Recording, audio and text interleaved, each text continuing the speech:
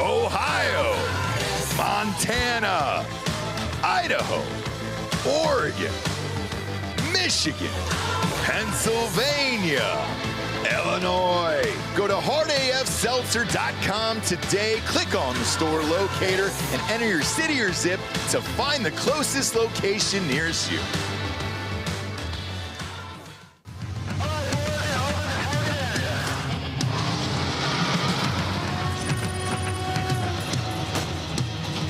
We are gold for energy. Send it. Incoming. Put the money in the bag, man.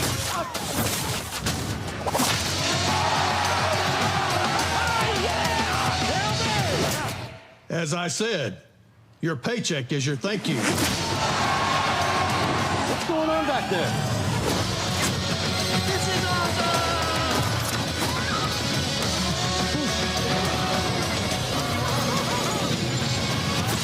Welcome to Earth! No. Who's flying the plane? Get cockpit. Go. God. Black Rifle Energy, dropping near you. Live from our studios in Austin, Texas, this is Drinkin Bros Fake News with Ross Patterson, Dan Hollaway, Papa G with the traffic,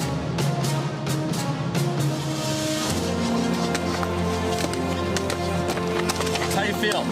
Not good. Yeah? field reporter Hot Bob, and Delco Dan with sports. Welcome to Fake News. Yeah! Welcome to Drinkin Bros Fake News, everybody. Giving you the realest, fakest news for the 4th of July, D'Anthony. Let's go. Brought to you by omahasteaks.com/Drinkin Bros. 50% off earthing site-wide, plus an extra $45 off. Sorry, for our listeners with the promo code Drinkin Bros at checkout. I've got to correct something you said. Go ahead. It's earthing. That's what I said. Earthing. No, you said thing. Earthing. Okay. Earthing. Dang. I didn't put that stank on that G, dude. Don't come at me. I'm from where Outcast is from. You were wrong. We were next door neighbors. Initially, and we used to sit on the stoops together. Well, you guys are about the same age. Stop, dude. Stop. How old is Andre 3000? I was dropped off on their doorstep. Yeah. I was a baby in a basket. I was a bastard in a basket.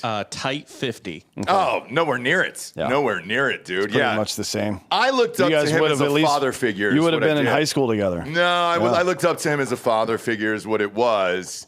And yeah, dude, it's just, I'm part of the Dungeon family, and I'm sorry, okay? I got that stank on you, and love those guys. Love those guys. There was actually a thing on Twitter yesterday about the best rap duo of all time, and there was an argument about this. I mean, you could make an argument for Black Star, probably. So some people said Black Star. Yeah. Some people said Clips because they got a new album coming out. But like that, they haven't put out enough body of work. Yeah, the body of work's not big enough, but they might be pretty good. It's Outkast. Yeah, that's the best duo of all time. Outkast definitely commercially was the most successful. I think for me, I liked Black Star more because I liked those guys, but Mos Def and 12 Quality. But and then who's the other one? Ray Shrummer is pretty good too. Right? Like, and they had some pretty good commercial success. They did. 4 pretty good albums. But yeah, I think Outkast. Outcasts of all time. Because they were around for 20 years. Oh, yeah. Right? And they were kicking out. Aren't they doing a tour? There was some smoke around that recently. I wish he was doing, Andre 3000 was doing a tour with his flutes. Okay, I'm not going to see that. No, I'm not either. Unless he's the Pied Piper and fucking shit's going to start showing up as he's playing it. If you give me elves and dwarves, I'm in. Other than that, no, I'm all good.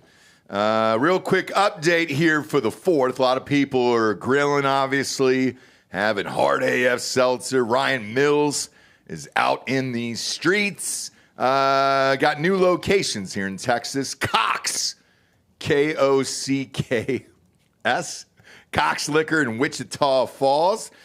Sam's Package in Beaumont, Texas. Pinky's Hey, Pinkies. In West Texas, Shell off of Highway 87 in Atkins, Ann's Natural Grocery and Nutrition in Arlington, Texas, Basement Brewers of Texas in Kerrville, Panther City Barbecue in Fort Worth, and that's a Michelin star, by the way. Barbecue joint, I heard. And then Pogo Liquor in Dallas. Stock on up. Hard AF Seltzer from hardafseltzer.com. Click on the store locator, enter your city or zip, grab a 12-pack for the holidays. Blackouts, punch your uncle, punch your baby. Give one to Terry. Oh, back up, Terry. Back up, Terry. Oh, what you doing, Terry? Still my favorite 4th of July video of all time. Mine's Jason Paul Pierce. I never saw the video of his fingers exploding off his body. No, he's just got a craw. What do you call it? Crab hand. Yeah, well now. Claw, yeah. Yeah, he's down to 3 fingers. He's in a permanent 3-finger stance for all you football folk out there. Is my wife still here? Jesse, if you turn off that fucking air one more time, I'm going to lose all of the shit inside of my body. Turn it down. It's Texas. All right? Yes. It's hot in here. All right? It's getting hot in her. It's a wrap. Let's go 69. Jesse, come on, man. What else? What other number does Daddy like? All right? So let's go 69 today. It's our last show before everybody goes out and rages over the weekend, dude. At the top of the show here, bombshell story. Russian collusion hoax exposed. A bombshell new CIA review of the Obama administration's spy agency's assessment that Russia interfered in the 2016 presidential election to help Donald Trump was deliberately corrupted by then CIA Director John Brennan, FBI Director James Comey, and the Director of National Intelligence James Clapper, who were excessively involved in its drafting and rushed its completion in a chaotic and atypical and markedly unconventional process that raised questions of a potential political motive. Furthermore, Brennan's decision to include the discredited Steele dossier, you don't remember that one, it was when they made up that fun story about Trump renting about 15 Russian hookers to piss all over an alleged bed that Obama had slept in, which was always a bullshit story. And this was over the objections of the CIA's most senior Russian experts and undermined the credibility of this assessment. So I haven't heard of this story here. I haven't read one single word about it either today. Yeah, there's a lot. You don't see it much in the press. I haven't seen one word today. Because the implications are treasonous, to be honest. So, including for Barack Obama, he should be arrested for this, in my opinion. But we'll get there in a second. The, quote, tradecraft review of the 2016 Intelligence Community Assessment, ICA, on Russian election interference, that's what it's called if you want to look it up, was conducted by career professionals at the Directorate of Analysis and was commissioned by Ratcliffe back in May. In the Lessons Learned review, they found that on December 6, 2016, 6 weeks away from his presidency ending, Barack Obama ordered the assessment, which concluded that Putin aspired to help Trump win the election with no evidence ever, right? But we'll get to that in a minute. So the review identified multiple procedural anomalies that undermined the credibility of the ICA. It was also questioned the exclusion of key intelligence agencies. So out of the 17 intelligence agencies at the time, 13 were excluded from the analysis, and only the ones under the control of Brennan and Clapper, et cetera, were allowed to participate. Brennan himself handpicked a couple of analysts to compile the ICA and only allowed those 4 agencies, ODNI, which is Clapper, CIA, which is him, FBI, which was Comey, and NSA, to even see any of it, right? Nobody else got to look at it because they know they would have called it bullshit had they done that. He sidelined the National Intelligence Council and forced the inclusion of the discredited Steele dossier, which you mentioned before, despite objections of the authors of the goddamn Steele dossier, by the way, and senior CIA Russia experts, only to push a false narrative. According to Ratcliffe, this was Obama, Comey, Clapper, and Brennan deciding we're going to screw Trump. That's it, right? It was, we're going to create this and put it out imprimatur of a IC assessment in a way that nobody can question it. Just like all the former intelligence community guys who signed letters and all this stuff, all these people should be in prison because they all lied, every single one of them. And they lied in a way that damaged national security. The CIA review notes that before work even began on the ICA, media leaks suggesting that the intelligence community had already reached definitive conclusions risk creating an anchoring, right? So before they even began the investigation, the CIA, people in the CIA, Brennan's people, were leaking information to the press so they could start the smoke around this. It was a complete propaganda campaign. Then on December 9th, 2016, the Washington Post and New York Times both reported that the intelligence community had, quote, concluded with high confidence that Russia had intervened specifically to help Trump win the election. This is, 3 days after the so-called investigation began. 3 days afterwards, they were already planting stuff in the press. That's how brazen it was. This is, aside from the Kennedy assassination, might be the biggest scandal in the country's history, right? They tried to take this guy down because he represented a threat to the patrician class in this country before he even got started.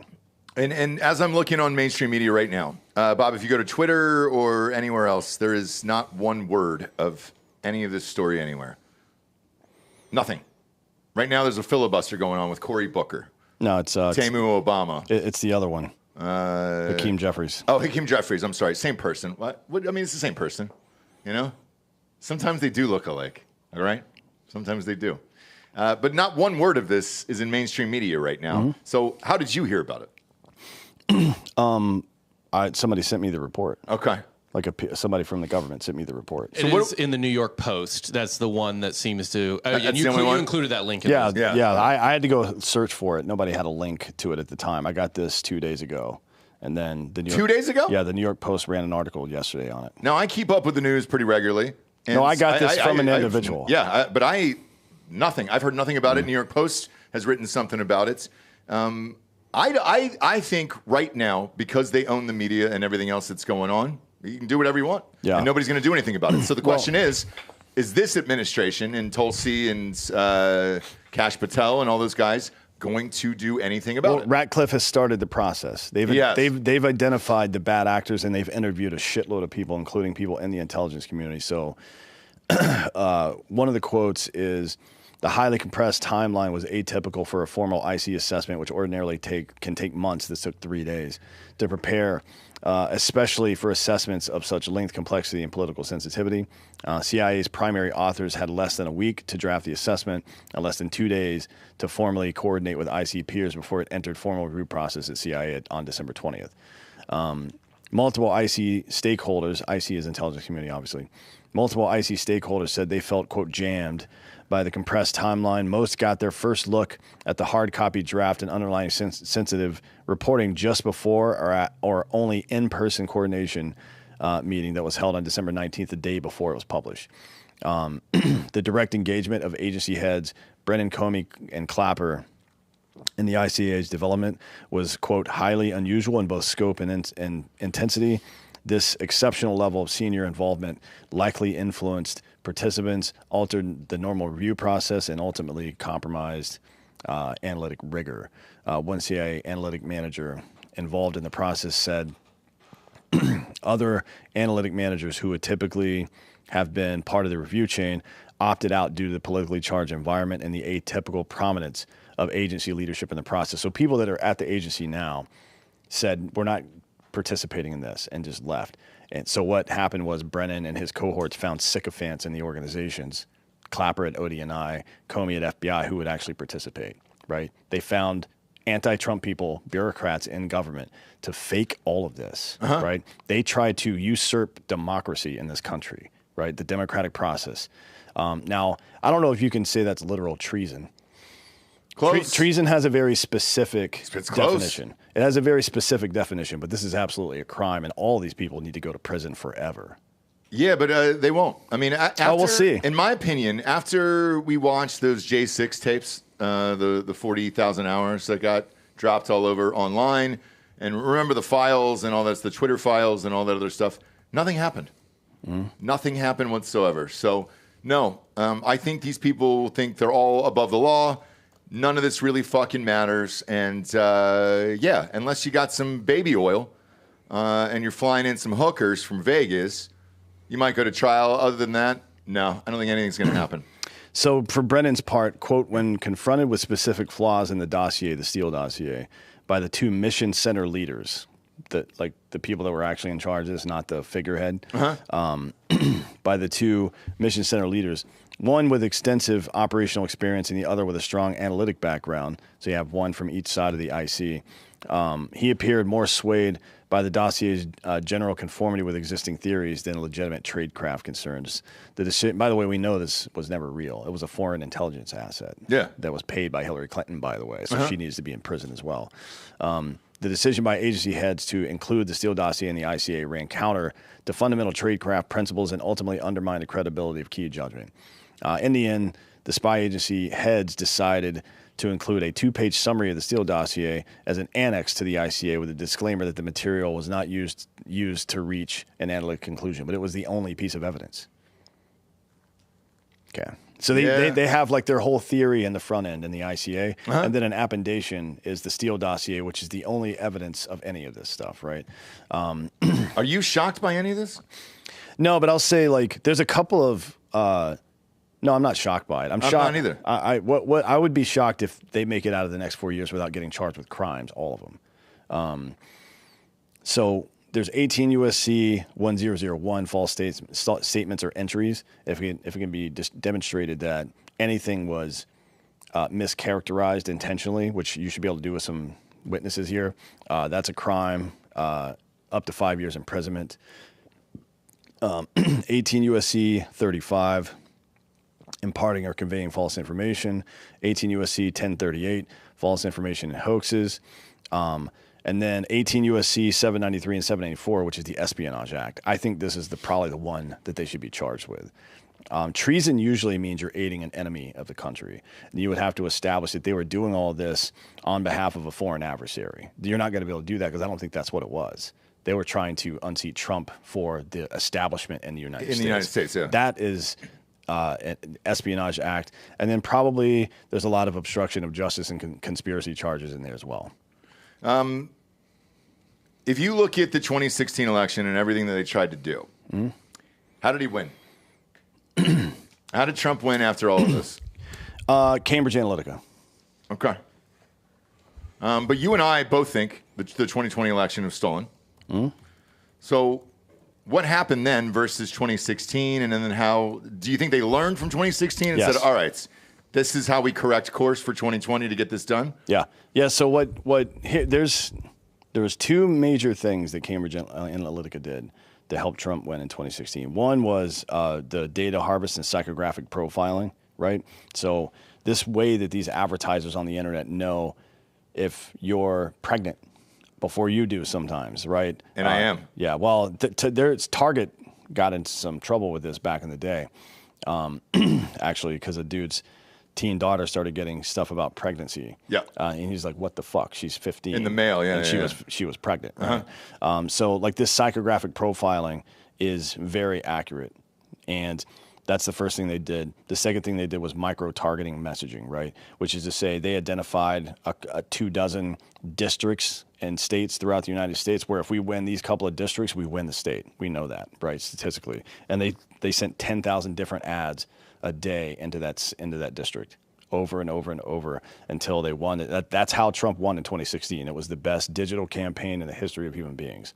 In 2020, they put cardboard on the doors and fucked with the ballots. That's what happened. Well, and then COVID, right?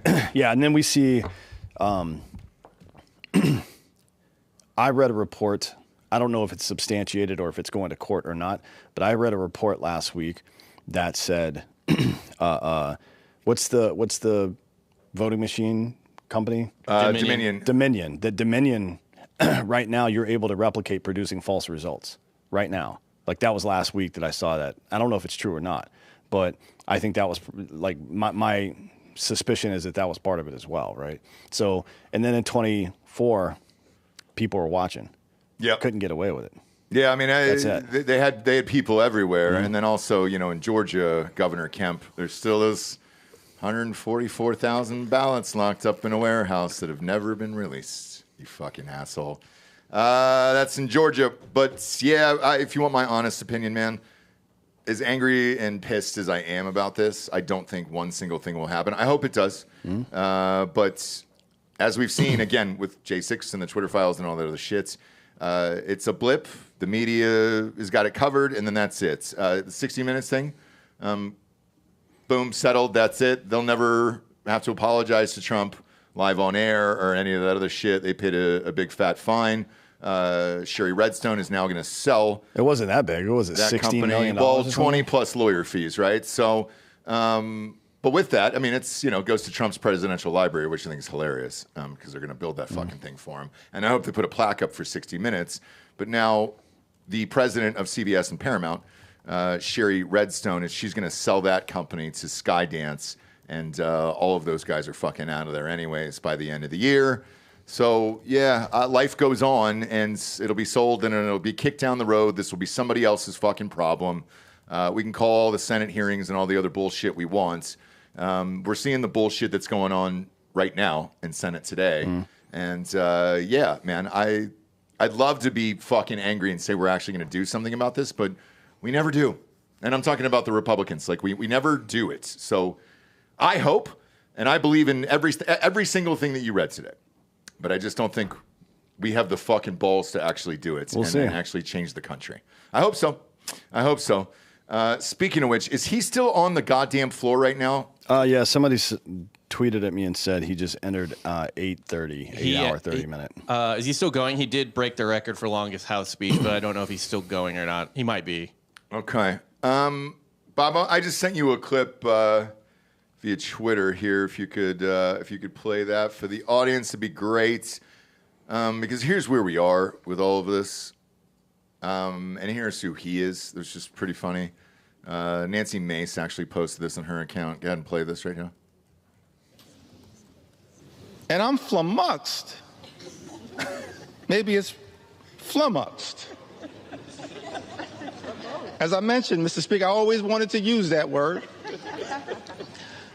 I can't spell it, but I know what it means. I'm confused by many of these statements. So there we go. There we go. Look, stars. They're just like us. That's like me trying to read a big word. All right? What's the fucking point of this? I know it's for the big, beautiful bill, which is a story we're going to get to here. But if you remember in the past, Hakeem Jeffries said he was against the filibuster. Now he's actually doing it right now, or trying to, or attempting to. You're heading in the 4th of July weekend. What happens if this goes over into the federal holiday?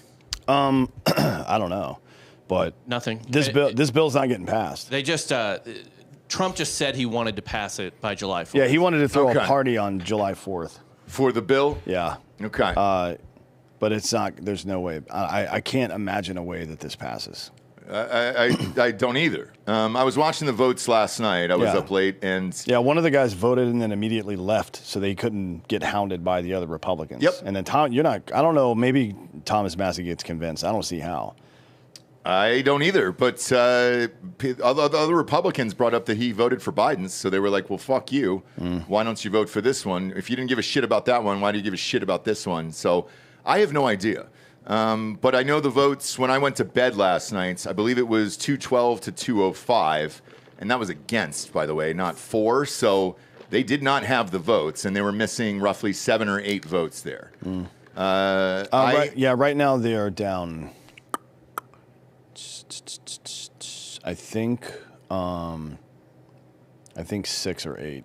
Yeah, something like that. God damn it, man. I got some breaking news here. Shit. I was going to drop that on you. Michael Madsen just died. Son of a bitch. Fuck, dude. Mr. White? God damn it, man. How did he die? Well, do I need to ask how he died, Bob? There he is. God damn it, dude. I have no idea. No, he was blonde. Excuse me. Shit. Stuck in the middle with you. Damn it, man. What was it? Do we know, Bob? Go to TMZ. They're usually on top of this shit. Fuck. He was 67. I just told a story about him a few months ago on Ross Patterson Revolution, dude. Oh, man. Heart attack. It was a heart attack? Yep. Yeah, not really a shock. Yeah, not shocking. But 67. Dude, he was one of the fucking best, man. Yeah. Long story short, I hired him to do a film. I had to pay him $10,000 in cash in a brown paper bag, and which is fine. Like, he just fucking parties, right? So he was going through a divorce. He got arrested on the flight to set from Heathrow Airport. He was hammered on the flight, and they fucking put him in jail in London, and he couldn't make it to set, dude. One of the best partiers of all time, all right? Let's raise a glass to Michael Madsen. God damn it, man. He lived it. He fucking lived that life. If you don't believe that he was actually that dude, he was actually that fucking dude, man. That sucks. Son of a bitch, man. I love Michael Madsen. Fuck. All right. I guess it's better than going out, in a fucking wheelchair or something. It depends on the heart attack, I suppose. And I mean, not to anybody out there in a wheelchair, obviously. I just mean, like, fucking 90s slumped over. He would have been a fucking vegetable or something at like 90, Yeah. So, all right. That's not a terrible way there. So, R.I.P. Michael Madsen. Damn it, dude. I'll be throwing up a red Solo cup to you and Toby Keith for 4th of July here. All right, Michael Madsen. That'll bring us to our first advertiser title sponsor, OmahaSteaks.com/Drinkin Bros. 50% off site-wide. And then with the promo code Drinkin Bros at checkout, you're going to get an extra $45 off on top of it. Let's fucking go, brother. Gigantic fan of Omaha Steaks. Been eating them all week, dude. Had the Great American Steak Off on Sunday nights. These guys are the best in the biz. From handcrafted steaks to family grilling favorites, Omaha Steaks delivers the world's best steak experience for all your 4th of July grilling plans. Enjoy USDA certified tender steaks, juicy burgers, and so much more. And now, during that 4th of July sale, it's still going on. Even though tomorrow's the 4th, you can get it today, have it shipped to your house next week, and take advantage of this because it's 50% off site-wide at omahasteaks.com/Drinkin Bros. And then you get an extra $45 off with the promo code Drinkin Bros at checkout. Take advantage of it before the 4th. Today's the 3rd, dude. Get out there. We're actually going to put this audio show out earlier. I know a lot of you guys are driving over to friends' houses, buddies' houses. I know you got some Tinder hookups, maybe some Grindr hookups out there. Bring some meat over to those Grindr hookups. A little extra meat, if you know what I'm saying. Get a tube steak smothered in underwear. There's nothing quite like the all-American feeling of a 4th of July cookout. You're goddamn right. It's the perfect time to stock up and celebrate. The fan favorite filet mignon has earned the coveted distinction of USDA certified tender, and their all-new smash burgers are built for the grill. Omaha Steaks has been America's original butcher since 1917. Family-owned company with over 100 years of expertise in the meat industry. They also carry mouth-watering burgers, chicken, pork, seafood, and delectable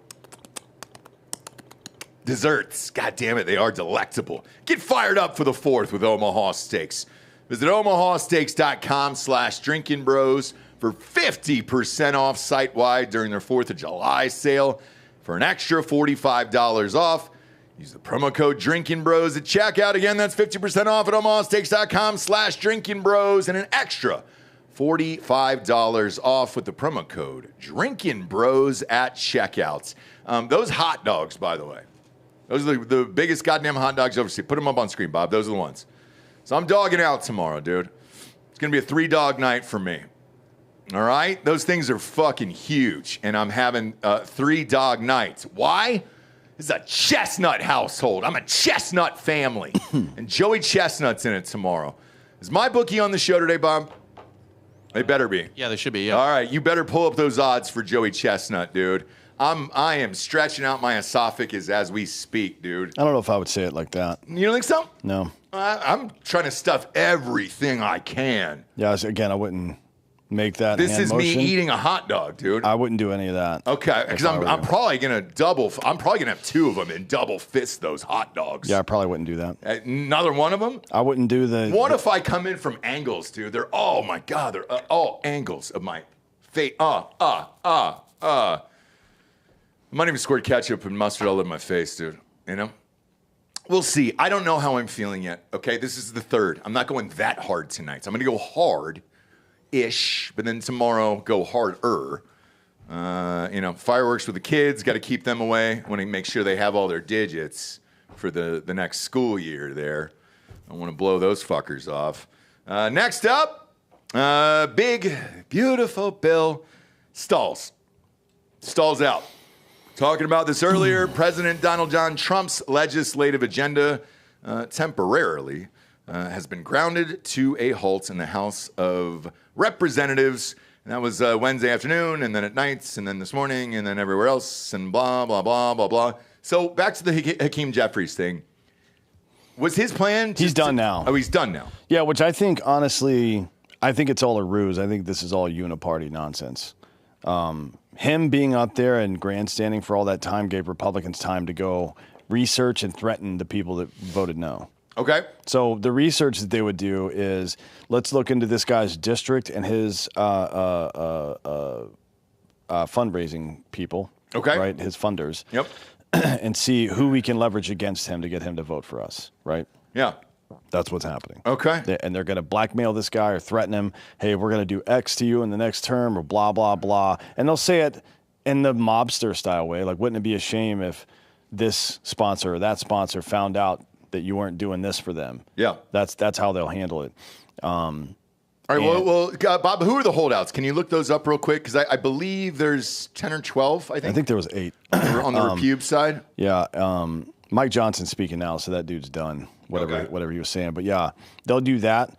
And then, we'll see what happens. I don't know. To be honest, I don't think this makes it through in its current iteration. There's too much bullshit. I think so too. I think people in the House are going to demand a few things and then have to send it back to the Senate. And I don't know if the Senate will approve it. And this is the game that they always play. The House tries to put the onus on the Senate and vice versa, right? Sure. It always works that way in Congress. I'm flummoxed by this. I am flummoxed by this bill. Flummoxed? Am I saying that right? Well, I've always wanted to say that word. I don't understand any of this fucking bill, dude. Can we not just vote on the budget and the budget alone? Like, what is the rest of the bullshit in this? Like, I know they read the entire thing out, all 1,065 pages the other night. What are the main sticking points here? Other than the $4.5 trillion that this would add to the national debt. Yeah, I mean, it adds like $280 billion to our deficit for just next year. Great. That's something. And now look, here's even if you're a fiscal hawk, you got to be reasonable at this. The country is in trouble, and we're going to have to spend some money to get out of that trouble. If you've ever owned a business, you know what I'm talking about. Yes. Right? Like, sometimes you've got to take on a little bit more to fix the problems that have been caused. That is just a fact of life. So don't get too invested in that. But the fact that on the other side of it, it's the fact that we know nobody's going to do any cuts. This pipe dream of a rescission bill in September is fucking bullshit. Does anybody in the world believe that Congress is going to cut spending? No. In any meaningful way? Nope. They were celebrating, people on the right were celebrating $9 billion in Doge cuts. Do you know how long $9 billion will fund our federal government? About an hour. 12 hours. 12 hours? Yep. About 12 hours. Mm. Like, come on, man. People just don't believe that stuff. And this is why, the omnibus bills 12 months ago were the devil. Everybody agreed. Yeah. Everybody on the right, all the libertarians, the center right people, libertarians, the Republicans, they all agreed that omnibus bills are bad, that we should break them down into individual bills. And we went from Build Back Better. We didn't even change the acronym, just the words. The big, beautiful bill. And now all of a sudden, we're all supposed to be in lockstep to support this omnibus bill that was evil 12 months ago. I'm sorry, man. I'm just not buying that. You can't sell that to me because it doesn't make sense. And here's the problem, man, is like, I'm having trouble finding people in real life, like normal Americans who support this bill. Ourselves included. Like, we don't. Democrats, Republicans, just normal fucking people. Well, influencers on social media do, so that's what but really they're getting matters. fucking paid. They're getting paid to do this. Some bullshit. Of them are. Some of your favorite people, by the way, I hate to break it to you, are actually getting paid to post and all that other shit. We're not. Otherwise, I wouldn't be posting so many Freddie Mercury AIDS memes on my page. Obviously, I'm not getting paid to do that. I wish I was. Only poor people die of AIDS now. Yeah, I wish I was. Do I get paid to go against everything the government says? who would be paying that bill? Because I'm here. If you want to fucking pay me, if you want to pay me to get nasty phone calls from people in government. Yeah, and dude, I'm a fucking repube, man. And I don't like this bill. I don't like the pork. I don't like any of this fucking bullshit. I'm not happy with it. And personally, yeah, I hope it fucking stalls. If you want my honest opinion, man, I hope this fucking stalls out. I hope... And this is why I was asking about the 4th of July. If it was mandatory for federal employees to go home, which I think it is, then maybe this will give everybody some time off to breathe, re-examine this fucking bill, and then rework it to something remotely fucking useful. Well, here's some of the spending stuff that's in it. $10 billion for the Moon to Mars program. I don't have a problem with that. Me neither. I think we need to, but for satellite tech, for making our civilization multiplanetary, and for mining in space at some point, I think that's an important thing to do. To be honest, it's a long burn on that. So, whatever. $157 billion extra dollars for defense spending. I know that's like a big thing for people. There's a couple of things that make a lot of sense. We're building an Iron Dome over America. That's fine. I'm okay with that. That's 25. It's the Golden Dome, right? Yeah, it's $25 billion.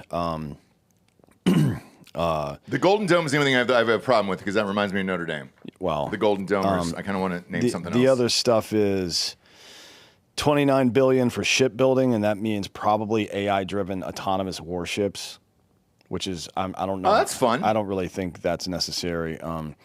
$15 billion for nuclear modernization, whatever. I don't really have a problem with the defense spending as it is. I just think there's so much pork in there. Like I've seen those line items. I know that we're being overcharged for it, right? Mm-hmm. So part of fiscal conservatism is telling your friends that are contractors, people in Congress, no, you can't charge us 10 times what something's worth. Yeah. And that's a reasonable thing to say, you piece of shit. $24.6 billion for the Coast Guard. That seems like probably too much. $60 billion on education. Why is the federal government spending my money on education? Wasn't that given back to the state and they were ending education anyways? Yeah, we thought so. So it's going to fund scholarships at 1,890 land grant HBCUs, or 1,890 land grant HBCUs. That's something that Trump did in his first term, actually, was give more money to HBCUs. Okay. I think that's a mistake. Focusing on ag and food science is not a mistake. That's very smart. We should definitely be doing that. We should be doing the same thing with oil. Energy production in general and AI. If the federal government wants to invest money, and that, by the way, that's only $60 million, so who cares? But it's investing in ag education, AI education, and energy education is something that we should definitely be doing. That's like, if you like, that's a no-brainer. $183 billion in border security is another thing. I don't mind that. Well, I do. Why? It's not the money; it's the way that they're doing it. How are they doing it? $29 billion for ICE personnel increases. Absolutely not. You are creating a behemoth in government. You are creating a permanent solution to a temporary problem. We talked about this yesterday. We absolutely need to get these motherfuckers out of here, but you can invoke the Insurrection Act and have the National Guard do that job. You don't need to make permanent federal jobs for that, because those permanent federal jobs go into the future. $20 billion. Yeah, you're right. $20 billion for DHS and state border operations, all this stuff. I don't care about the money. It's not the money. It is the personnel that will go on for fucking ever. And if you think some people, I've said this before, and some people have been like, oh, the next Democratic administration will get rid of all these guys. The largest expansion of the federal government in history was George W. Bush. 130 to 160,000 new employees under DHS. What did Obama do? Did he cut those jobs? No. Or did he add 70,000 more? No. That's what he did. And all that attention turned inward into a fucking police state. If you don't think that's going to happen, you haven't been paying attention. Then there's a bunch of tax reform and deductions. They call it tax cuts, but it's kind of, right? So no tax on tips up to $25,000, which is not terrible, right? Yeah. But people... You got to do math here. Let's say somebody's making a good living at a good restaurant, right? They're making 100 to 150K a year, which is pretty normal, to be honest. If you don't know this, people that work in nice restaurants very make nice a fuck restaurants. ton of money. Yeah. Not at Olive Garden. No. But at Olive Garden, you can still, like, with tips, make $50,000, $60,000, $70,000 a year, right? And keep in mind that about 65% of your pay is tips, right? Yeah. Because the tipped wage is $2.13 an hour. That's federal. $2.13 an hour, and you have to get up to the federal minimum wage or the state minimum wage, which is somewhere between $7.50 and like $15 at some states. So the bulk of your pay is tips. So up to $25,000, that's great if you're making 40. But if you're making $80,000 or $100,000 a year, you're still getting fucked. So it doesn't really do anything for you. No tax on overtime, but only up to $12,500. So that doesn't really help, right? Because all the cops and firefighters I know, they have $50,000 in overtime pay a year for the most part. Same thing with a lot of federal employees. Deductions for seniors, estate tax exemption increased to $15 million. I'm fine with that. You shouldn't. I don't care how rich you are. Your dad dies and leaves you something. You shouldn't have to pay the government for that. No shit. That doesn't make any fucking sense to me. Yep. Like that is just hating rich people. It has nothing to do with anything. I saw that gambling one yesterday, by the way. I don't like that either. No, it's not great, but I don't think it's that big of a deal, to be honest. It only affects like a very small amount of people. It's 10%, man. It only affects a very small amount of people who are making like a lot of money gambling, right? Well, and that's their primary job as well. But yeah, it definitely hammers them. I don't know what the purpose of that was. Like, who lobbied for that? Don't know. Daddy had a pretty good year last year. I don't know, it's 10%. No. You know? Shit.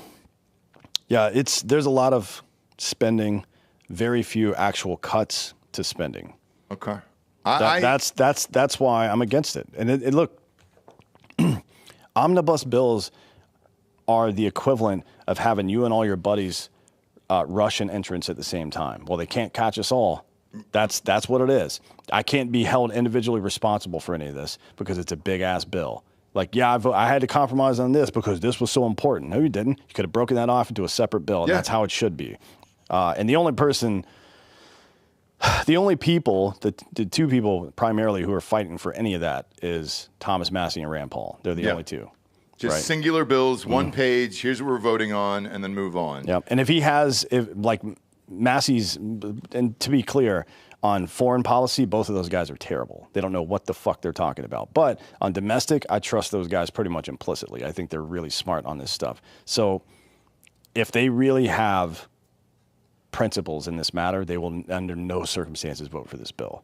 And Rand didn't. So we'll see what Massie does. I don't think he will either. Did he vote no, or did he just not vote? I don't know. Okay. I'm pretty sure he didn't vote yes. Now, one line item here that I am for, by the way, is $46 million that goes to Connect 4 sets for retards. And speaking as a former one myself, that Connect 4 really helped me as a youth and made me the man I am today. So yes, I believe everyone should have a Connect 4 sets. I think everybody should have a retard. Well, that's another 156 billion there, and I guess that got struck by a Democrat. So yeah, I wanted one too. 3 Republicans in the Senate voted nay. Who were they? Rand Paul, Susan Collins of Maine, and Tom Tillis of North Carolina. Tom Tillis, yeah. Oh, that's right. Tillis, yeah. And isn't he out of there, Bob? This is his last term. Yeah, and I heard in the old rumor bill back in North Carolina that it's going to be Lara Trump. They've been trying to get her to run for shit forever. I don't think it's going to be her. I think it will be, actually. North Carolina is her home state, and yeah, they need that. They're really going to need that fucking Senate seat, and she will take one for the fucking team, dude. I guarantee it. If they need it, she'll go. I don't think she's electable in that state. I do. She's beloved there. The statewide elections in that state very rarely go to Republicans. Very rarely. For Senate? For any statewide election. Like, Tillis had been there for a long time. He was entrenched. He's like a Lindsey Graham character. Yeah. But trying to run a new Republican in North Carolina in a statewide election right now, good fucking luck. It's weird, man. Everybody else is Republican except the fucking governor. So and I don't understand it. Their other senator did just win. Repube? In 2022, yeah. What, Bud? Yeah, Bud, yeah. Who the fuck is that? Ted Budd. Exactly. I don't even know who that is, but he won? Yeah, so Laura Trump would win in 10 seconds. 10 seconds maybe in a midterm, I don't think so. I guess it depends on when the election is. When's Tillis' term over? 28. Oh, if it's he'll win probably. Yeah. Yeah. Or she would rather. She would win. Yeah. In a general election, because I'm pretty sure, like, one, the economy, the jobs numbers are out of control right now, right? Good or bad? Good. Yeah. And the unemployment rate is great. Everything economically, all the fucking doomsday bullshit. Crickets. The World War III people and the tariffs are going to cause inflation people need to shut the fuck up forever. We knew you were wrong. We told you were wrong, and you said all that shit anyways, pretended like the world was going to end. Trump needs to be impeached. You're a fucking idiot. You don't have any credibility anymore to shut the fuck up and go away forever, right? So the economy is going to be really good in 28. J.D. Vance is essentially a shoe-in if that is the case, and it looks like it's going to be the case. Well, hopefully, but... The doomsdayer people who were saying about the tariffs. Yesterday, Vietnam just signed. Did you see that deal? Yeah, we're about to sign one with India, too. And it's going to be like this. The one we're signing with India is going to put a fuck ton of pressure on China, which we also signed a 90-day deal with them. So Trump is doing what I've been talking about for years now, and I think he would have done it. To be fair, I'm not implying that he learned anything from me. He would have done this in his first term because this is how it's done. Had he not been up against all the fucking shitbag bureaucrats that leached onto his administration from the previous administration, he was, I guess, politically naive, if you want to call it that, and allowed these people to be part of something. And this time he brought in his own people, which was a smart thing to do. He should have done that in the first place, in my opinion. He just didn't know, right, I guess.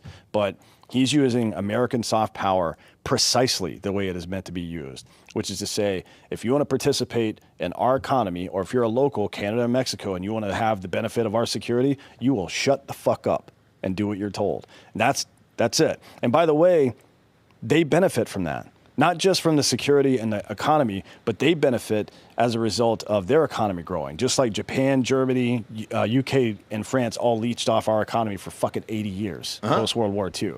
It is a good thing, and he's doing a really good job. And also, to the people who are panicking about the stock market, I told you not to. I said this right down the fucking barrel to your face. Just a quick update on that one. Oh, my 401ks, my fucking 401ks. The S&P 500, which is the majority of everybody's 401ks, or every bank and everything else, closed at an all-time high 3 days ago. The reason I don't talk about it is because you shouldn't look at it every day. It's not fucking healthy for you, all right? Everything's fine. But those people are fucking silent now. Yeah, it's up 1% today even. Silence. But it's at an all-time high. That's 3 days ago. Like, nobody says a fucking word anymore. Yeah. What happened? We'll see what happens. Cool, man. Yeah, it happens. So yeah, and this is not something that you should say, oh, I'm just going to trust Trump now. What you should do is keep the pressure on. No. You should try to figure out why he knew, and then fold that into your personal epistemology, right? So on Iran, how did I know that Iran was not going to, because I said this before any of this shit happened, this is not backstopping. How did I know with absolute certainty that Iran was not going to attack our military bases, that they weren't going to launch massive attacks somewhere else, or none of this bullshit? Because we've done this before.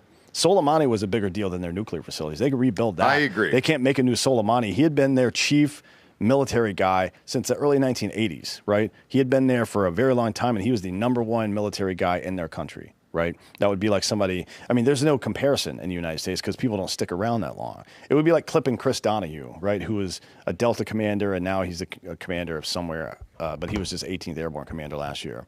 They didn't do shit.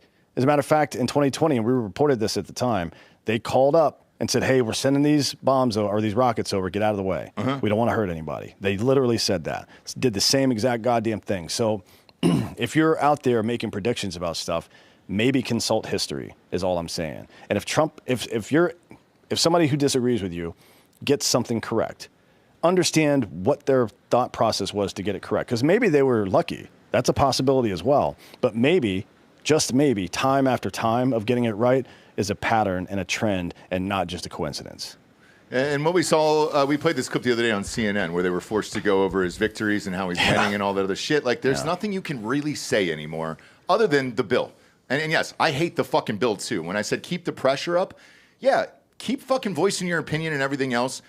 Dan and I both know that they read all this shit and watch all this shit and listen to us and everybody else. So it's like, keep the pressure up about the bill and everything else that's going on. They'll listen.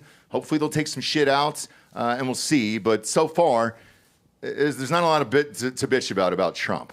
All right, on to our next sponsor. Oh, by the here. way, the still in the big beautiful bill, I forgot to mention this.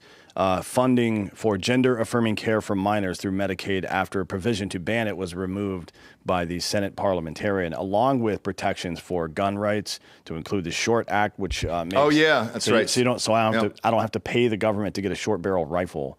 I can put a different stock on it, like I have on mine, and all of a sudden it's a pistol, right? Yep. That doesn't change the functionality of the weapon. And suppressors are still a taxed NFA item. They're taxing your constitutional right. All that stuff's still in here. Yep. So, keep it up. Keep the pressure up. Let's fucking change this bill. I'm not a fan of this, but everything else he's done, I can't really fucking bitch. Our next advertisers, mybookie.com. Promo code Drinkin Bros doubles that first deposits all the way up to $1,000. What do we got on Chestnut here? Joey Chestnut, 4th of July, over, under. How many is he dogging out there in Coney Islands? Let me find this for you. He is his over, under on the Coney Island. I got to go to special bets. Where are they? Bob, I asked for it. God damn it. I asked for it. And you let us down, dude. You let us down. Next thing you're going to tell us we can't have our own retards if we want them. Working all over Perhaps the use land. The search feature. Yeah, use that search feature, dude. Search. Type in hot dog. That's a fun, flirty phrase for hot dogs or chestnuts. Just gave me the the baseball scores. Hold on. All right. Are we not fucking... I'm not seeing it. Are we not dogging up for... This is a mistake. Could be a day of bet. There we go. There we go. What do we got? Joey Chestnut is minus 25,000. His Lay it. Yeah. Jay, you bet 25,000 to win $1. Yeah. No, for $100. For $100. Oh, for $100. 25. Wait, it's $500. oh my god. Wait, what? $2,500 to win $100. I would do it if I could. If I was that rich, Delco, I would do it in 10 seconds. Just to feel something. Yes, I just want to feel alive, dude. His over under is 71.5. Oh shit! And it's minus 130 for the over. For the over. The over is still favored. There might I mean, be some his high value. was 76. So what have we used in the past to predict this? What's the max bet here, Bob? What's the max bet on? I'm going max bet on the over. It's probably 300. Chestnut's back, dude. He's got something to prove this year. He's back on ESPN. And by the way, boys and girls at home, 17 mustard belts this man has won. He's going for his 18th, which I believe would surpass John Cena for most championship belts in the history of any sports. Yeah. So this means a lot, guys. I'm going under, though. I think he's washed. He's still going to win. You're fucking joking. He's been training day after day, dog after dog, night after night. He never stopped. Like if you Googled Chestnut's name and set do it on Google and he was in an eating contest last month. Go to Google and set it on advanced and set the time periods to like last year. He was in like 15 different eating competitions. Look at that. Like weird shit. Like he ate like 3 pounds of gumbo or something like that. Like, what is wrong with you? He was God, what did he eat? Like 17 pounds of lasagna or something too? He's going to win by a mile, but I'm saying like he just doesn't have the same stomach he had 3 years ago. That's crazy, dude. Is this something that gets worse? Because he got what year did he get 76? How old was he? Guys, because a peak athlete is usually 28 to 32, and in a lot of sports, tennis is a little bit younger. When did Bonds break the record? He was like 38. Yeah. But this is not the same. This is the same. Well, they don't test. I don't know if there's a drug you can take that makes you better at eating hot dogs. Maybe poppers. Oh, you fucking put a popper in front of his nose, crack that off, dude. Did they say you have to eat them, or can it just go in your body somehow? Rectally? He could eat the bread and stuff the hot dogs. Can he put it up rectally? Let's say he's on 71. He's going for the record. Just rubber band six together. Rectally dunk it in water and then stuff it up his asshole for 72. Rubber band 6 of them together. Yeah. What? It just needs to go in your body in some capacity, so I think it counts. Okay. Yeah.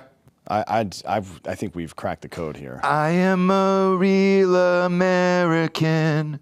Fight for the rights of every man. Also, you got two hands. I fucking sit around I get my whole family around the television and watch this, dude. What if you just DP yourself the entire time? Why not, dude? Double the dogs. Double penny?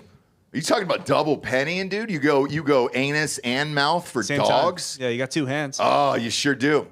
You sure do. You do have two hands, man. Now, here's one of the most upsetting records he has, I think. Is this asparagus? Yeah, he ate 12 pounds of asparagus in 10 minutes. His piss had to stink for a month. Could you imagine getting being on the receiving end of a beach after that? Holy shit, that would taste awful. You know? It's not great. Not that I know. I think he that was the wrong thing for me to say. Oh, boy. Probably. He ate 118 jalapeno poppers in 10 minutes. Oh, dude, I've done that at a Chili's on a Tuesday. Those poppers, dude, once you stop, you can't fucking pop. Or reverse that, whatever, man. Once you pop. I'm partying today. It's a fucking half day today. Twinkies. What's his Twinkie record? 121 in 6 minutes. Nobody Fuck should eat that in your their entire mother. life. Wow. Fuck your mother. Oh, didn't he do pot stickers? Was pot stickers one of them? Yeah, he also ate 15 16-ounce bowls of gumbo, nearly 2 gallons of gumbo. Gallons. In 8 minutes. Good God. 2 gallons of gumbo. Let's fucking go. He ate 384 pot stickers. Imagine that toilet, dude, after that gumbo challenge. Can I give you a... Holy shit, He's dude. 41 years old. He's 41? Yeah. He's still in his prime. No, well, maybe. Right? Like, I don't know if my body can process it the same way, but I can eat as much now as I've ever been. I agree. I've seen you eat more now than when I met you. Yeah. So I think I'm going over on chestnut. What's the max bet I can do on this? I don't know. I think it's more like a max win. You know what I mean? Like, you're only allowed to win so much money. Right. So, like, since it's minus 130, you're able to put more money on it, I think, than if it was like some crazy parlay. Okay. You can put gotcha. like $5,000 on a fucking 8-leg parlay. Gotcha. Okay, so on the fake news shows, I always give a prediction. I've hit 7 out of the last 8 on this show. I'm going all in on Joey Chestnut on the 4th of July. He's back. He settled his dispute with Nathan's. He's back on ESPN. He's got a lot to prove. And I believe in him, man. He's the greatest athlete of our time or any generation, to be honest with you here. And Well, how many belts does he have? 17 mustard belts. So number 18 is coming home. It's staying in America. He will break the record. I am all in on the over. Massey just voted 71.5. Massey just voted no. He did. Okay. What did he vote on Chestnut? Yes. I don't know that Vote he on has Chestnut. a vote on this. Can you tweet him and say, just say, hey, what about the over/under on Joey Chestnut? No, he has me muted on Twitter. Oh, does he? Because I called out his stupid foreign policy ideas. Here's a better question. Can you filibuster by eating hot dogs? Oh, on the floor? I think on there's the Senate floor? Look up the rules. There are actually rules to it. You have to continue speaking. I think at the federal level, you have to stay on your feet as well. Remember, Wendy Davis had the same rule here in Texas, and she wore those stupid little tennis shoes to show, oh, I'm gonna do that's this. right. Like, Yeah. Shut the fuck up. Didn't somebody pee in a cup too? I would wear a I diaper. think it was Timo Obama. Strom Thurmond was, I think, pissing in a bucket. That's sweet. Yeah, back but that in was the just day. like a daily thing for him. Yeah, he was like fucking 90. That dude didn't use a turlet his whole life. I don't No, think. he It was was just used to outhouses it. and buckets that he carried around He with was him. born in the 1800s, dude. You grow up in an outhouse, you fucking stay in an outhouse, bro. So there's not actually like an official filibuster in the House, according to my search. No, for the Senate. Yeah. Senate, dude. All right. Either way, mybookie.com, promo code Drinkin Bros doubles that first deposit all the way up to $1,000. All in on Chestnut tomorrow. Chestnuts! We're a Chestnut household where I live. God, if I can get one of those mustard belt signed, I'd put it on set. Right next to that signed Hulk Hogan belt back there. Those are just two fucking Americans, bro, dude. Let's go. God, I'm juiced up for the 4th tomorrow. I'm gonna be fucking juiced off after I win that bet, too. All right, next up, the dead internet theory. Iran mounted a comprehensive campaign to undermine American public support for military action against its nuclear facilities by deploying a sophisticated bot network that disseminated hundreds of thousands of deceptive messages, according to groundbreaking research commissioned by the Ministry of Diaspora. Diaspora. A diaspora Affairs. is an ethnic group of people that is now spread to the winds. That's fun. Never heard of that term There you go. before. There you go. You learn something every day, you know? Look at that. I got a free education today on this show. And combating anti-Semitism. The investigation, which analyzed social media activity on X during Operation Rising Lion, identified at least 100 fabricated accounts systematically promoting Tehran's strategy and messaging beyond merely spreading disinformation to glorify Iranian successes while fabricating Israeli failures. Tehran invested substantial resources on targeting domestic audiences within Israel and the United States. So this is I thought this was going on the moment it happened on Twitter. I'm telling you, this is not the organization I work with, and we don't even work with these guys so far as I know, but completely separate organization, but doing something similar. And I'm telling you, I've had a number of people DM me in the last week or even comment on posts, especially on Twitter. It's like, oh shit, once you see this, it's almost impossible to unsee it. You know what I mean? Like it's so obvious what's happening. So in this one, 100 fabricated accounts. When I say fabricated, it's like a bot farm somewhere. Systematically promoted Tehran's strategic messaging beyond merely spreading the information. So 100 X accounts, Twitter accounts, exhibiting clear signs of automation rather than human operation, maintained continuous activity across all hours with typical human patterns of rest. So that's another way that we determine if it's a real person or not, right? Mm-hmm. So there's a couple of ways on Instagram. I'm just going to give you a quick baseline. On Instagram, it's really easy to tell. I think I mentioned this briefly the other day. If you see an extremist post, right, or when I say extremist, sometimes it's just like a contrarian position with no evidence. I don't mean to say that the position itself is extremist, but it's trying to push an agenda. So keep an eye out for that too. So you see something that's like, oh, this is happening or that's happening, and you're like, huh, that's weird. Is it? And it's fair enough. Be skeptical and curious about it and look into it. Here's what you should look for first. Find people who are agreeing with it, especially in speech patterns that don't necessarily look right. Clock their name specifically, and then go find other accounts that are saying similar shit. Click on the likes and see if that name pops up in the likes. Mm-hmm. And if it does, that's part of a bot farm. And that's one of the ways that we're identifying these people. The other one is pattern of life. If there's a group of 100 accounts that are posting 24 hours a day, that's some fucking Chinese dude sitting at a computer. And then another Chinese dude comes in and sits at that same computer and operates those accounts nonstop. That's two of the ways that we're finding these people. So they generated content at superhuman speed. So they're like a team of people are creating memes. They're creating captions and shit like that and sending them over to them, and they're immediately posting them. The AI changes it up a little bit for the caption, so it doesn't look exactly the same every time. And they hit one button, and 1,000 posts go out over 3 minutes, right? Iranian messaging operations were divided into 4 distinct categories. One was promoting regime loyalty to Khamenei. The bot network advanced Iranian nationalism, seeking to frame the conflict as targeting Iran's people rather than its government. The second message was targeting Iranian domestic audiences and Israeli citizens with fabricated stories of false scenarios in Tel Aviv, like it was completely engulfed in flames, and that the strikes on Iran did not work. The research identifies Iran's most significant operation as systematic efforts to turn American public opinion against Trump's military actions. The accounts were amplifying messages identical to Republican critics of the military strike. So basically, they took the libertarian and the anti-war right, the pacifist or anti-interventionist or whatever you want to call them, right? These this 100 accounts would show up to that person's post and then amplify the like, share, comment, like and share other people's comments on it, just to build this big web to take advantage of this, to try to build suspicion inside the United States. Yep. You have to ask yourself why. Yeah, I have. This just happened to me, by the way. I mean, like, if it's happening, if you're one of those influencers out there, or you're somebody that engages with them, and their content is being promoted by China, Russia, Iran, North Korea, you better fucking ask why, because I guarantee you none of those countries have your best interest in mind. No, and this happened to me recently, and there was a video circulating about one of those bombs that you were talking about regarding Israel and Iran, right? I commented one thing on it.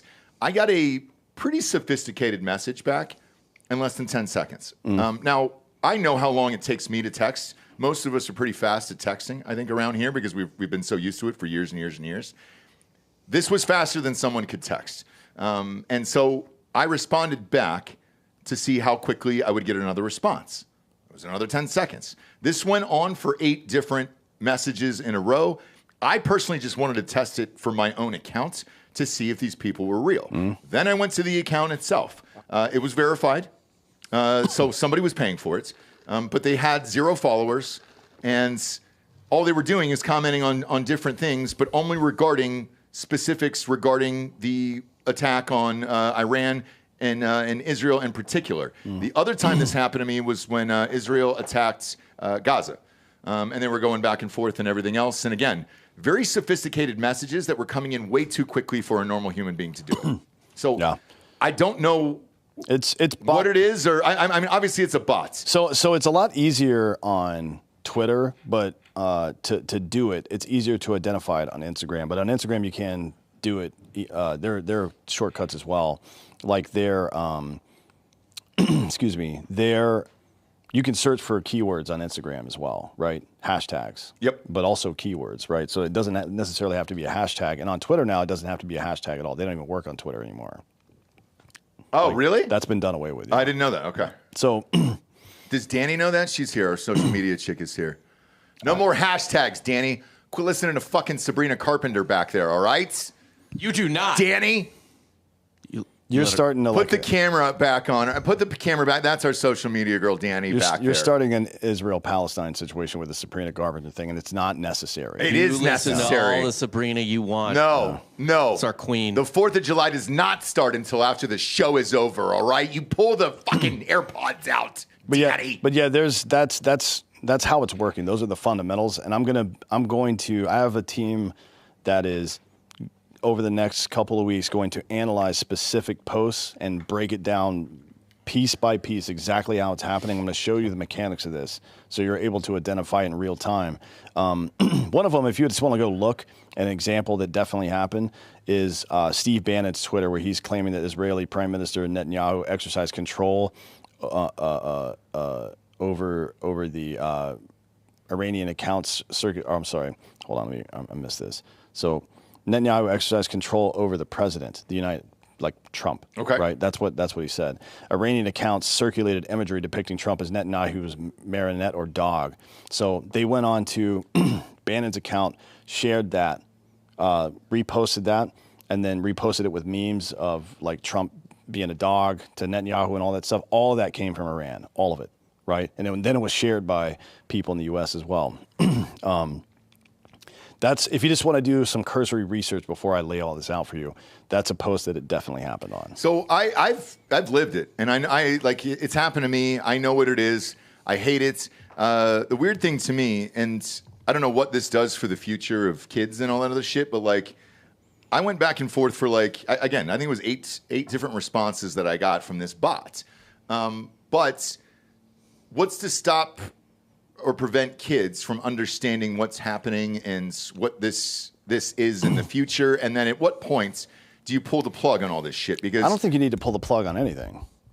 Right? Well, like you don't. I'm not saying you don't pull the plug on your child being out in public and stuff like that. You give them like, hey, be suspicious of people. If like obviously if the side of the van says free candy, that might not necessarily be true. Well, it could be your uncle. Yeah, there may be a price, right? So, yeah, it's like you train, just like you train yourself by learning new things, you train the child, right? To be wary of that stuff because they're very susceptible to it. And certainly there's a point early in the kid's life where they don't have the intellectual sophistication to do any of that. So you've got to do it for them. No, but what I'm saying, at what point do you pull the plug? I mean, people as an individual. Like, at what point is there just so much dead internet out there and all these responses are fake?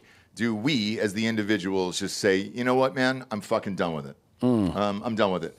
There was a guy in here, it was Dr. Mike Simpson. I was talking to Mike after the show was over and how he got off of social media and all that other shits for, I think, his book, when he was writing his book. And he goes, man, I've never felt healthier, because I didn't have this shit in my fucking face all day. And I think it's just a guess. I think at some point in the future, kids, because they're already kind of checking out of it now, where they're just like, man, I don't want to do this. I don't want the fucking the hates. I don't want the fakeness. I don't want the shit.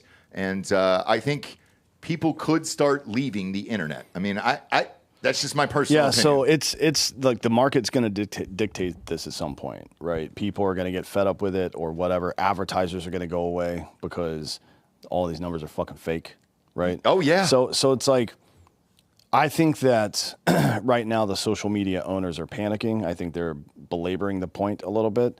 I think Meta has less to worry about than Twitter does because Meta produces other products, right? Yeah, and they're in the lead allegedly for TikTok right now. So. Yeah, I mean maybe that happens too, but like 70% of TikTok is fake as well. It's not immune to any of this stuff, right? So it's like they'll just take TikTok's algorithm and slap it onto Reels. Probably. Yeah, more or less. That's what they did with Instagram, right? Yeah. So, which is not, I mean, it's not a bad business move, but at some point they're going to have to account for the fact that a lot of this is not real, right? And they're either going to account to the public, if they're a publicly traded company, and because that's the user, or they're going to account to the advertisers who have been getting defrauded by them, right? And I don't know when it's going to happen, but it's going to happen. And I think after that, just like in 2018 with the privacy stuff, they're going to have to start correcting these things, and we'll see how that goes. It might be too big to fix at this point. Yeah, I'm not sure what's going to happen because for me, I find myself kind of checking out more and more where I don't respond to the things that I used to or some of the accounts and all the other shits. And I find myself less on the internet versus what I guess what I'm using it for. I'm using it for news and for our shows. And that's about it versus like weird people's opinion or videos and all that other shit. And you guys, the viewers, and I'm specifically saying the viewers here because, you know, those of you guys who are watching on Spotify and YouTube or whatever have called me out specifically over the last month of like, hey, dude, I can't believe you got duped by that video. And this probably happened to me 4 or 5 times now in the last month. And yes, you get to a point where you're like, fuck, man. Either I'm really goddamn dumb, which could be the case. 2 things can be true. Yeah, 2 things can be true. Or, this dead internet theory is real, and then we're all getting fucking duped by this bullshit. So, I don't know. Case in points. Go to my Instagram today, Bob. As I did this to my kid as a test, by the way. Don't play the song. Just play the video because there's a song in it, and we're gonna get fucking dinged by YouTube. Obviously, fucking. Spotify didn't give a shit, which is rad. But go to this video today. Okay. So I posted a simple hard AF seltzer commercial here today. It's only 15 seconds. So go ahead and play this. No volume, thank you. So you're watching this, and Dan, I had my 11-year-old in the car, and I showed him this video. And I go, hey, buddy, can you tell me if this is real or fake? And he goes, oh, I can tell you in 10 seconds. He's like, that's AI. And I go, no, that's a real video. And I go, the guy made it, and you know, we sponsored this thing, and the company went out and shot it. They had a huge, boat party and everything else.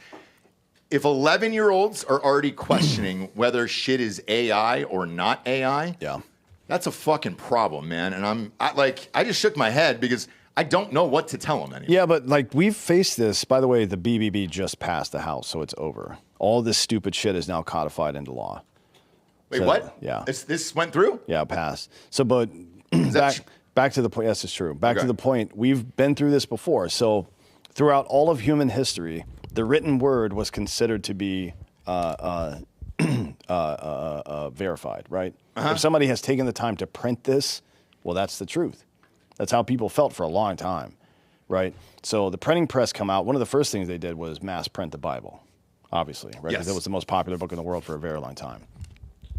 And then came newspapers who, if you think that the newspapers in like the 16th and 17th centuries were any more credible than the ones today, of course they were. It's probably worse. It was worse. We did an episode on it on Softcore for the 19th century newspapers. They're called penny papers. Okay. Yeah. Penny papers, yeah. They put our media to shame. Really? It was all just like propaganda and shit? Yeah, and it was paid propaganda. On a local level. Yeah, It'd be like, fucking Johnson around the corners cheating on his wife. I mean, it was crazy. If I of the fact that people institutionally believe, because it was difficult to do at first to put something onto paper. So it must have been a process to do it, and a difficult process somehow implies that it's real. that's the way the human brain worked back then, right? So we've been through this before. People have to become more skeptical. That's it, right? And which you should be anyways. Yes, I just, man, if I can't even show a 10-second video to my kid and he thinks it's fucking fake, God, I mean, I think he's on the right side of that, though. You think so? Better to think something's fake than something's real.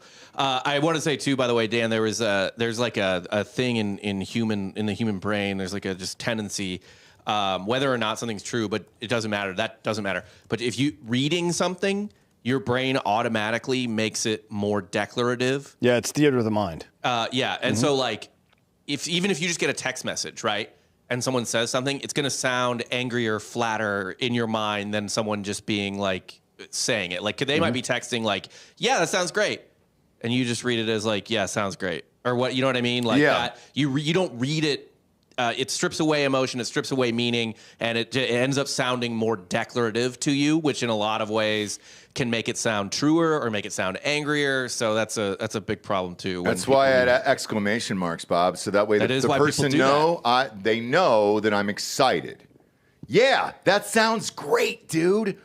Exclamation mark. And sometimes I'll throw 3 on there to let them know I'm rock hard. I'm all bricked up over here, and I can't wait for whatever the fuck it is. Usually it's a bag of cocaine, but I digress. So yeah, it's kind of where we are right now. And fuck, dude. I wonder, I'm being dead serious, when the AI gets so great that, you know, hey, there's a plane full of explosives headed to Austin or some city or Chicago or whatever, and then a whole city believes it and takes cover and everybody starts fucking panicking. Dead serious. Yeah. I remember during 9/11, I was living in Los Angeles, and one of those flights was supposed to go to Los Angeles. And when I was woken up, because I was on a bender the night before, and one of my roommates had woken me up, and I was like, "Oh, the towers? Which towers? The one in my pants? Wrong one." And the local news had actually reported that this plane with possible terrorists on it was headed toward Los Angeles. We're all freaked the fuck out. I don't know what's going on, but so like, what happens when that happens? I guess. Well, when Orson Welles, this will go back to the Orson Welles thing, you know. If you're freaking out, maybe get yourself some diet smoke. Oh, you think so? That, yeah. We're at dietsmoke.com. Yeah. That'll really chill you out, won't it, dude? Or it'll go the other way. Yeah, it sure will. Really depends on you and your constitution, I suppose. THC gummies, brother. Dietsmoke.com. Man, good old Diet Smoke.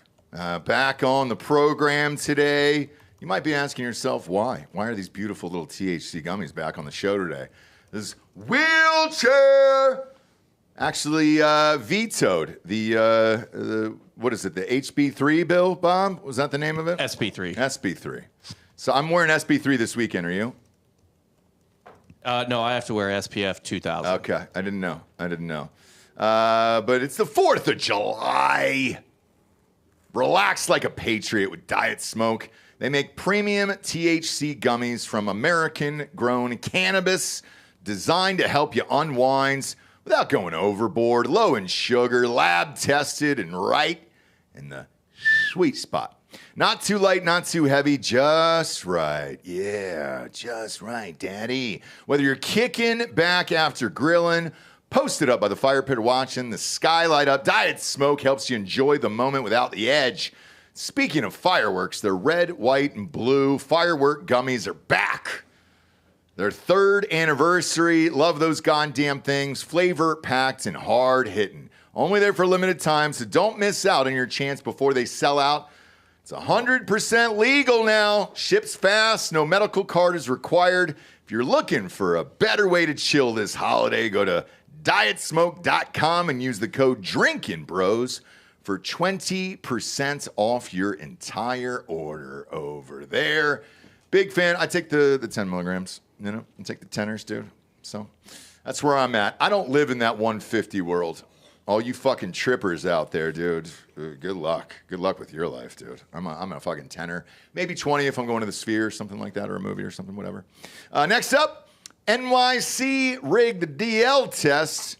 A Big Apple driving school paid off DMV examiners to fraudulently fast-track driver's license for illegal immigrants, even if they had no clue how to drive. That's fun. Well, is this about women? I hope so. I hope it is. Because we've got to end that. We sure do, dude. Danny, do you have a driver's license? No. Good. I walk everywhere. You walk everywhere? Yeah, Thank God, yeah, dude. 10 paces behind her husband. Like Yeah, like is a good woman. your husband's back there with you? Oh, he can't drive either. Okay. Oh, you can't drive? No. So you guys walk and ride bikes and shit? Yeah. Okay. Do you vote, Danny? Absolutely not. Good. Thank you. Thank you. All right. So she doesn't, you guys couldn't hear. She doesn't drive or vote. She's one of the good ones. So I understand why you married her. We can't have that either, guys. We can't have women out there driving, voting. Hand goes up, mouth goes shut. You know, that first black eye will help you avoid the second one. The Staten Island prosecutor said that the T&E driving school in Queens took cash from Chinese immigrants. They're from China, Dan. Dan Regester. The immigrants are from China. Thank you. It's the 4th of July. They invented fireworks. Booyah!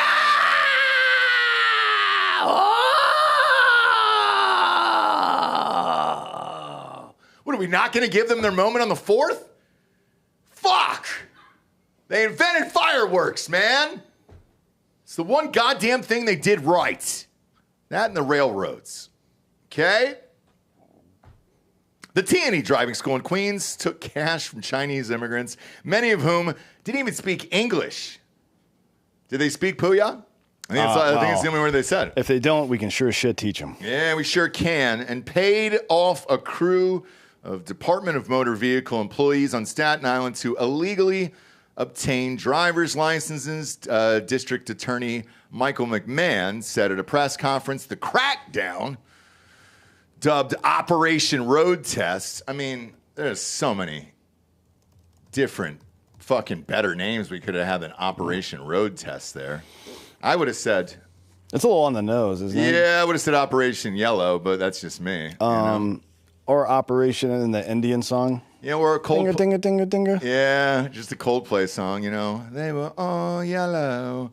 Took down the ring in a joint investigation with the state investigators and the U.S. Department of Homeland Security. Prosecutors said, our investigation found that T&E driving school blatantly flouted the laws and procedures that are necessary to ensure the public safety on the road.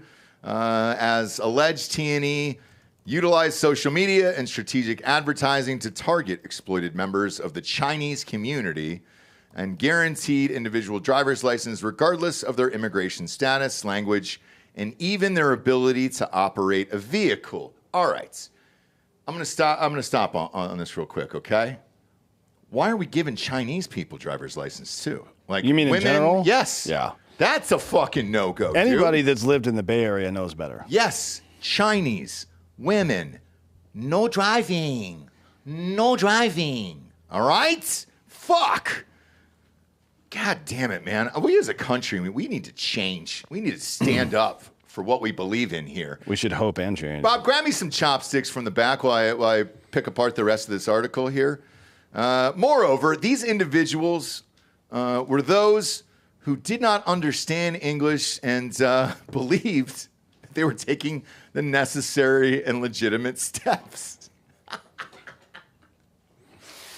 Oh, man, I'd love to have fucking camera footage of that line, you know? Mm-hmm. Just a bunch of kneesers in the line, dude. No English and trying to fucking drive. Holy shit. What do those cars look like afterwards? A fucking Friday night in Kentucky at a crash derby. Holy fuck. I mean, it probably looks like, if you've ever been to San Juan, Puerto Rico, there's not a car down there that doesn't have dents in the Really? fucking, I've never been to Puerto Rico. The fenders and bumpers are all fucked down there. That's great. It's basically just bumper cars. The T&E owner, Wexian Tan, is his name. Thank you.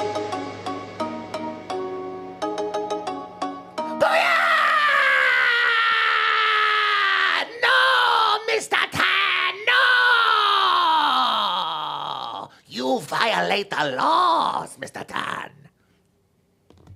Secretary Weetan, employee Winnie Yang. Are these real fucking names, dude?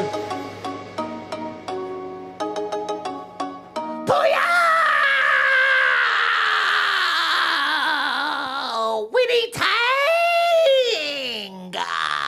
I'm telling you, just fire some pots and pans down your fucking brick hallway. I mean, this is make-believe. We're in the is this a fake story? It's why this is called fake news. There's no way this is real. This is the way she goes. There's no way this is real. Kudos to Delco on that. goes. Comedies and threes. God damn it, dude. Well, Winnie Tang was the school road test driver. Oh, come on, man. There's another one. Did you do this on purpose? No.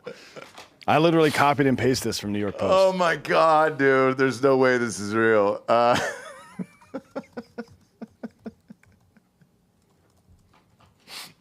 next person.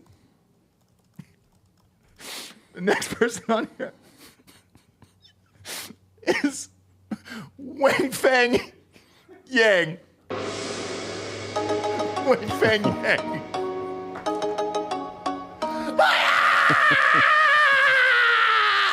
Wen Peng Yang! Your number 4 is ready, sir. That's a beef broccoli. Yeah, it is. It's very delightful. It's right around the corner there. $4.99 one special, and you get an egg roll with that.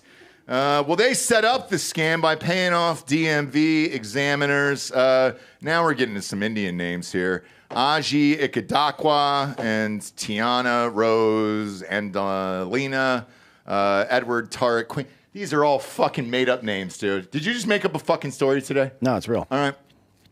According to the indictment, the examiners would then rubber stamp the wannabe drivers without them having to take the road test. McMahon said the scam extends beyond the 7 named indictments, with 24 suspects in custody and another indicted DMV employee not identified in the 49-page document. The numbers, as we go through this investigation, as we go through the materials that have been seized, we think that they're going to find hundreds, if not thousands, of people who've been a part of this scam. The number of tests given by an individual examiner can be 1,500 a year. 2 out of 3 examiners have been working for 4 or 5 years, so we think this is just the tip of the iceberg. Holy fucking shit. This explains the traffic in New York, doesn't it?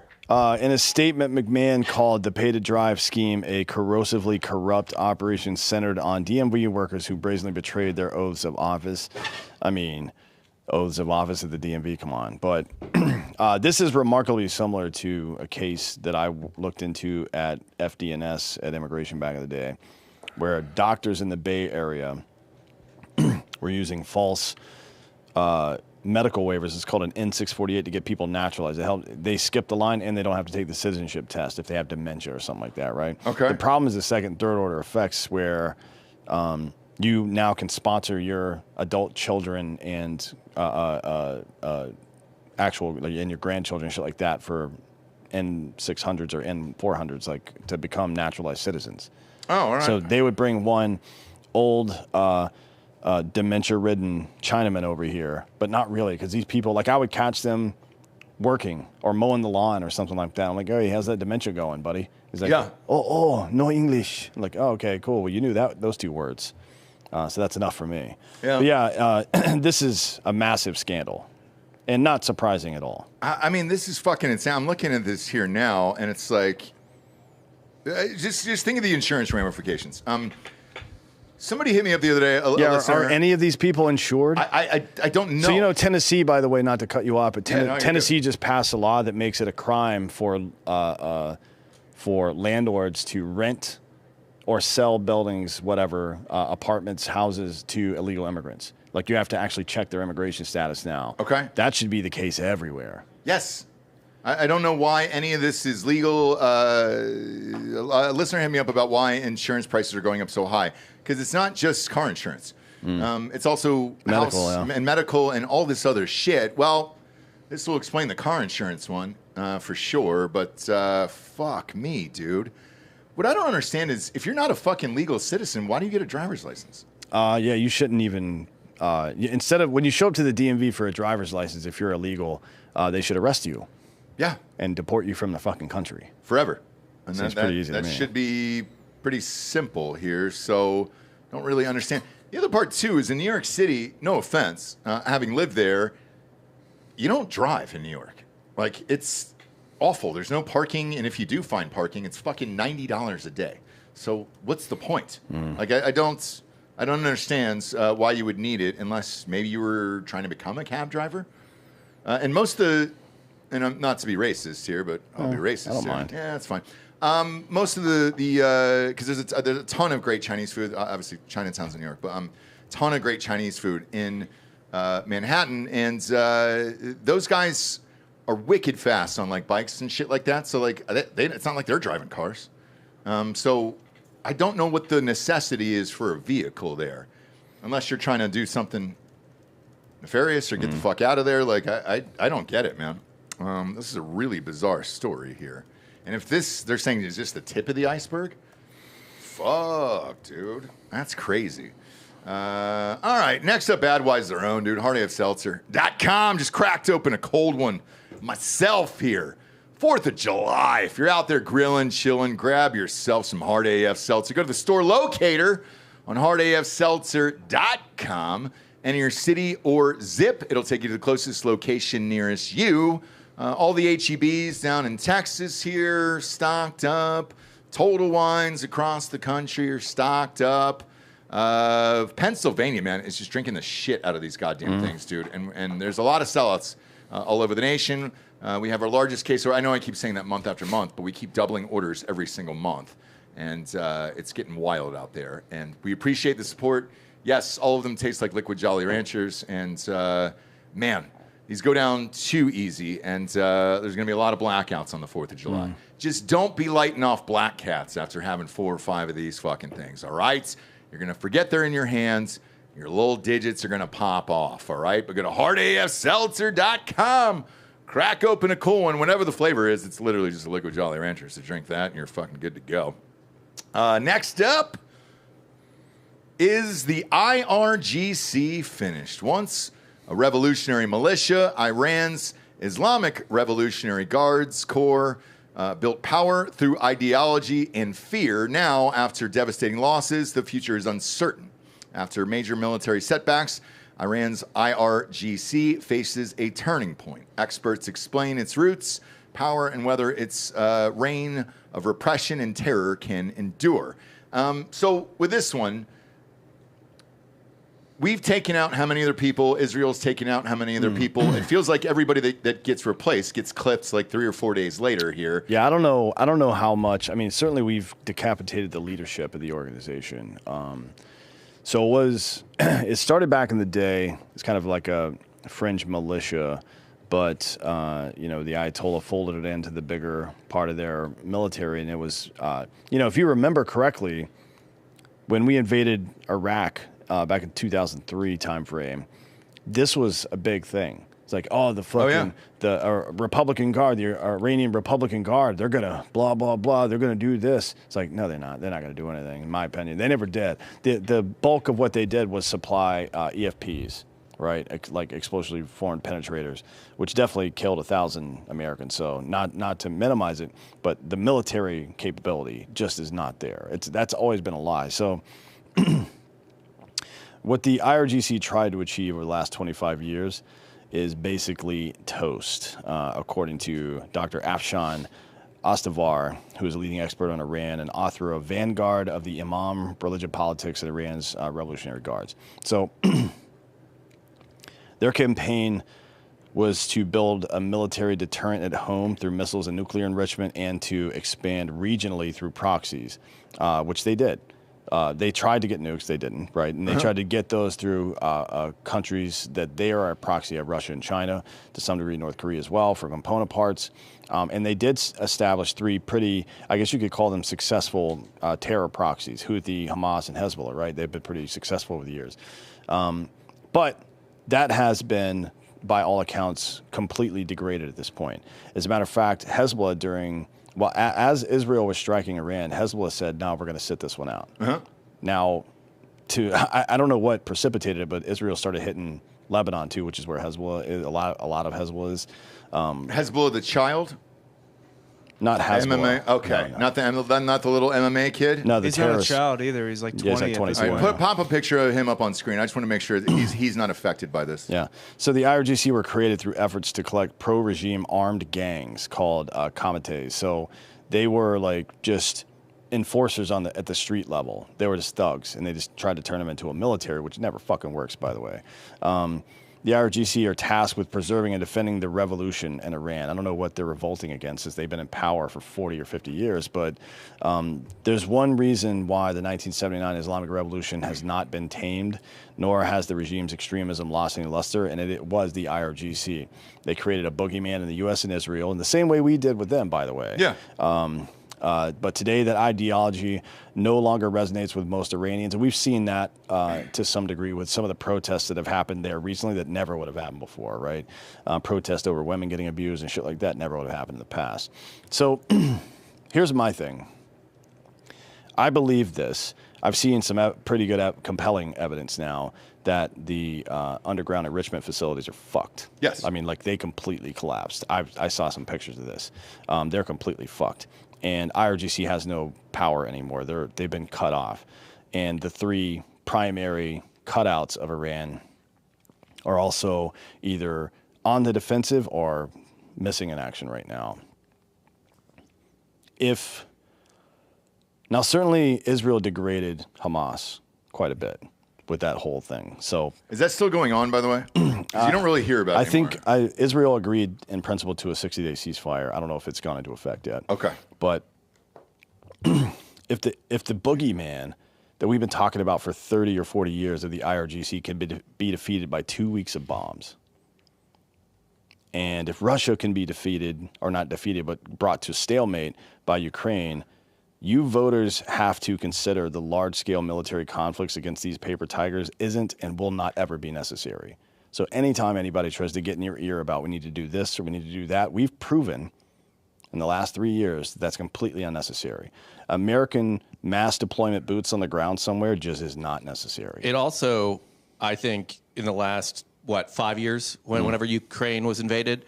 3.5 years ago. It completely exposes China, too. Yeah, they can't do shit. Because now they can't rely. Like, if Iran and Russia hadn't done anything, they still exist as like, I don't know, maybe, right? Yeah. You know, like, they might take up some bandwidth from other NATO countries or Israel or that. But now, you can plainly see that the U.S., if there was some sort of global conflict or whatever, the U.S. could handle China by themselves. The U.S. can handle the entire rest of the world by itself. Right, but they don't even have to commit a single. They just, in this hypothetical, they wouldn't have to commit a single resource to dealing with Russia or Iran. Correct. And by the way, I'm going to tell this is an honest to God story. I'm going to tell you right now. Also, that affects North Korea too, by the way, because they don't exist without China. They have nothing. Right. So the whole thing is like, it's like, they have this big three, and the U.S. might have to divide up. We should just call them the axis of incompetence now, because that's exactly what it is. Yeah, but here's an honest to God story, dude, and this is why I'm grateful to do this show with you every single day, and I'm dead serious. I was one of those people, non-military, all that other stuff, where I read mainstream media, I listened to the news, I watched the news and everything else. I believed in the fear-mongering that was pumped out to me about Iran and Russia all these fucking years. The Soleimani thing, in my opinion, was the very first real test that we've ever had to see what Iran would actually do. And then they did nothing. It was exactly like you predicted. Same with the nuking these facilities and all this other shit that just happened now. They can do nothing. The Russia-Ukraine thing. You can't beat a fucking tiny country that's barely bigger than the size of Texas in fucking 3.5 years. No, there is nobody else in the world. We do not need to do shit. We do not need to send money over there.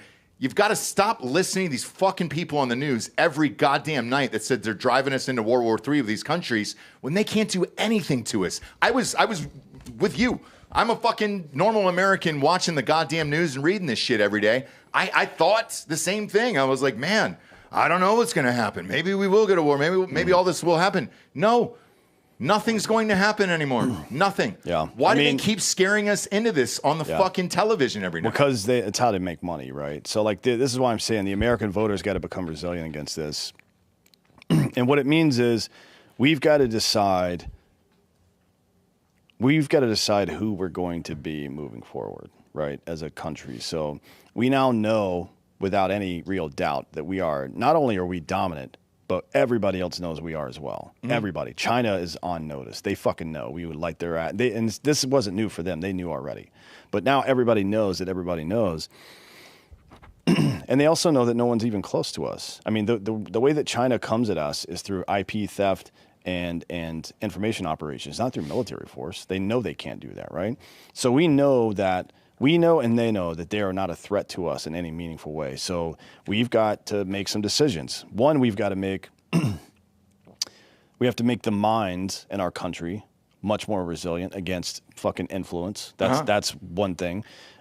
We've got to decide, we're the fucking strongest dude out here. Are we going to keep roughing people up? Are we going to be bullies?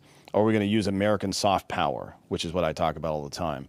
That means we need to get smart about targeted strikes, just like what Trump did in Iran. That was a fucking masterclass in how you handle that situation. Yeah, and by the way, I wanted to ask you this regarding that. Seeing and hearing about that operation and seeing those bombers in the air, was it more like Iran? Obviously, we knew what the mission was, but was that also to show Russia and China, hey, motherfucker, we don't even have to stop. We can fly these planes from Missouri. Not stop once. We fired planes from Missouri, and we fired cruise missiles from a naval carrier that took an hour. They were in flight for an hour and a half, and they met within a fucking 8-minute period. Everything got hit at the same time. It's like that's one of those things where actually you do this to children. I don't know if you've ever read this or not, but sometimes at the toddler age, and Bob, maybe you've read about this too. At the toddler age, hitting your kids is always wrong, in my opinion. I don't think it works. It teaches them to live fear-based. Like, if they're in danger, fucking pop them or something to get them out of the way. But one thing you can do is establish physical dominance over them. So if the kid's getting a little too rowdy or anything like that, especially from like the 18-month to 36-month age, it can be very effective to grab them and like flip them over really quickly, just to show them that you're physically dominant over them, and it kind of resets their sympathetic nervous system. We do that with every action we take on the global stage, whether we know it or not. Everybody gets put on notice every time we take a major action. So when Biden says, I don't know, if Russia does a minor incursion into Ukraine, that's not going to be a problem for us. Well, guess what? Fuck what? Russia's going in, period. Yeah. As soon as he said that, Russia made their decision to go in. When Trump says, I don't know, maybe we'll nuke everybody, people are like, all right, well, let's fucking calm down and think about this for a minute, right? Because now they're trying to make the case that the Iranian administration, the Ayatollah and his lackeys are all, they're not the suicidal death cult that you thought. Yeah, the fuck they are. What are you talking about? They've got 3 terror proxies working on their behalf all the time that do suicide terrorism all the time. The people at the top of the cult never kill themselves. Yeah. It's everybody else that has to do it. So judging whether or not they're a death cult based on how the plebs are, based on how the leadership act, is fucking stupid. You don't know what you're talking about. So yeah, every single one of these things is a message. And projecting strength is the most important thing you can do, and that's what Trump's really good at. Yeah, and seeing those videos online, especially of those new planes and shit we have, holy fuck, man. That puts the fear of God into you, you know? It is, you would be very not smart to come at the U.S.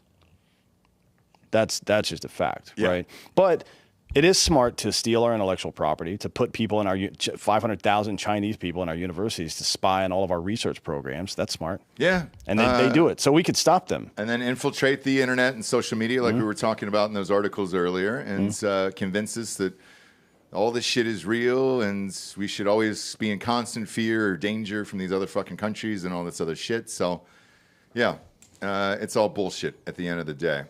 Last but not least is one of my favorite stories. It's Jaguar. Jaguar fucked up, dude. Jaguar sales in Europe plunged a shocking 97.5% following a botched rebrand that included a commercial featuring men in skirts to announce its upcoming pivot toward an all-electric fleet, but the cars have yet to arrive at the dealerships. The luxury British automaker registered just 49 vehicles. You heard that correctly. In Europe in April compared to 1,961 vehicles. 49? Holy shit. Is that what it says? Yeah, 49. They sold 49 total vehicles. They registered 49. Yeah. That's it. Now, we covered this story, 6-8 months ago on fake news? Whenever it popped up, I was like... We played this commercial immediately, so... I knew that it would be bad. I had no... like 90... I've never heard of 97.5. That's fucking nuts, That's dude. like... which, by the way, they were on the down slope already. Let's see. A four-door GT model, they had a delay in. It was expected to cost around $200,000. Wouldn't be ready until late this year. Let's see, where's the info? I had it in here somewhere. They were already losing. So sales between January and April plummeted 75%, with just 2,665 cars sold, and they were already going, like, Jaguar was going down pretty hard already. So they got sold from who was it that owned them? I don't remember who owned them, but they're owned now by the same company that owns Land Rover. Okay. It's Bob, maybe you can look it up, but it's shit. What is the name of that company? They've all merged now at this point. Yeah, I can't remember the name of the company, but they've been purchased, and their sales they were plummeting already. Not 97.5%, but they were down like 20 or 30%. So they were trying to do something crazy to get seen. Well, guess what, buddy? We saw you. I think. Oh, Tata Motors. Yeah, Tata Motors. Yeah. Tata Indian Motors. company. Hey, I get it, brother. Those Tatas are out, dude. 4th of July. Yeah, it's Tata. Yeah, so it's man, I've never heard of 97.5%. I don't think Bud Light even got hit that hard. Not 97.5%. Yeah, that's like your company goes away. I don't know. Like they're going to have to part this thing out now. You can't keep a company going like that. No, Bob, go ahead and play this ad one more time. And this is for the people who forgot about it. This is the Jaguar ad that really sent them into the toilet here. I mean, what the fuck is this, dude? It's a sexual nightmare. This is like Strange from Boomerang.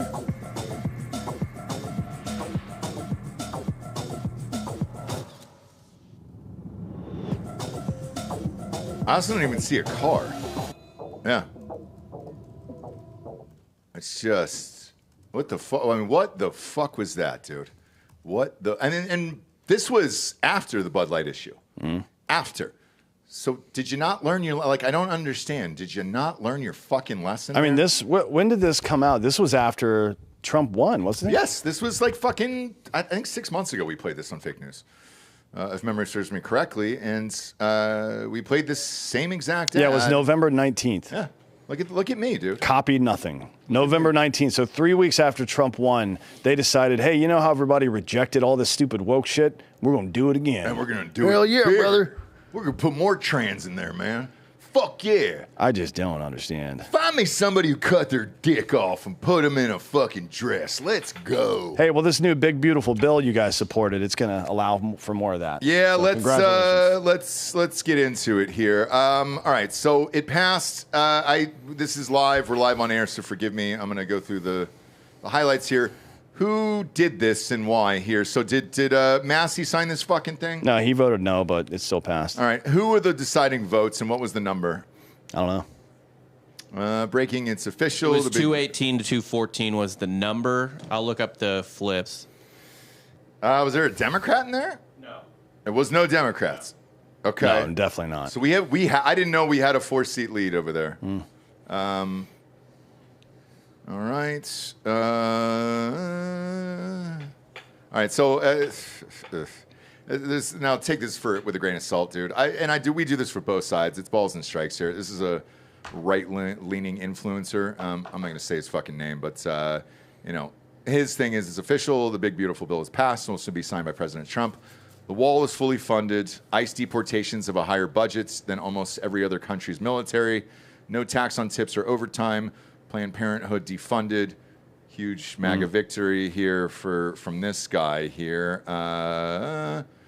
Charlie Kirk, who has been on the show, who we know, said, one insider told me this makes the border court proof.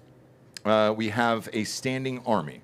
Congratulations, Republicans, on top of tax cuts, deregulation, and unleashing American energy. You just restored American sovereignty. Let's go. What a weird thing to say. We've created a standing army. What do you think is going to happen with that army? Like, honestly, you've created a permanent federal expenditure plus something that the next Democratic administration can use against you. Fucking stupid. None of these people are conservatives. There's nothing conservative about that. About expanding the size of government. Get the fuck out of here. Republicans, yays were 217, nays were 2. I'm assuming one of those was Massey probably and Rand Paul. No, Rand Paul signed it. So it was Massey and Fitzhugh. Oh, Rand Paul signed it? No. Rand Paul. He's in a different chamber. Oh, he is. I'm sorry. It was Fitzhugh and Massey, I believe. Fitzhugh? Had another Coldplay reference. And I will fits you. Who is Fitzhugh? I don't even know who that is. Who cares? Craig Fitzhugh. Craig. His name's Craig. Craig. Yeah, he's in Tennessee. Craig from Tennessee. There was 217 yays, 2 nays on the Republican side. On the Democratic side, it was 212 nays on that. No yays. And totals ended up being 217 to 214. And this passed by 3. I'm gonna send you this from Mike Johnson here. I can tell you what's going to happen in the next Democratic administration. All these people that have been hired to be enforcement at CBP and ICE, they'll be sent to the border to help people in. Yep. That's what'll happen. Motherfucker. Stop doing this shit. Okay, go ahead and play this video from Mike Johnson here. This is live. The yeas are 218, the nays are 214. The motion is adopted.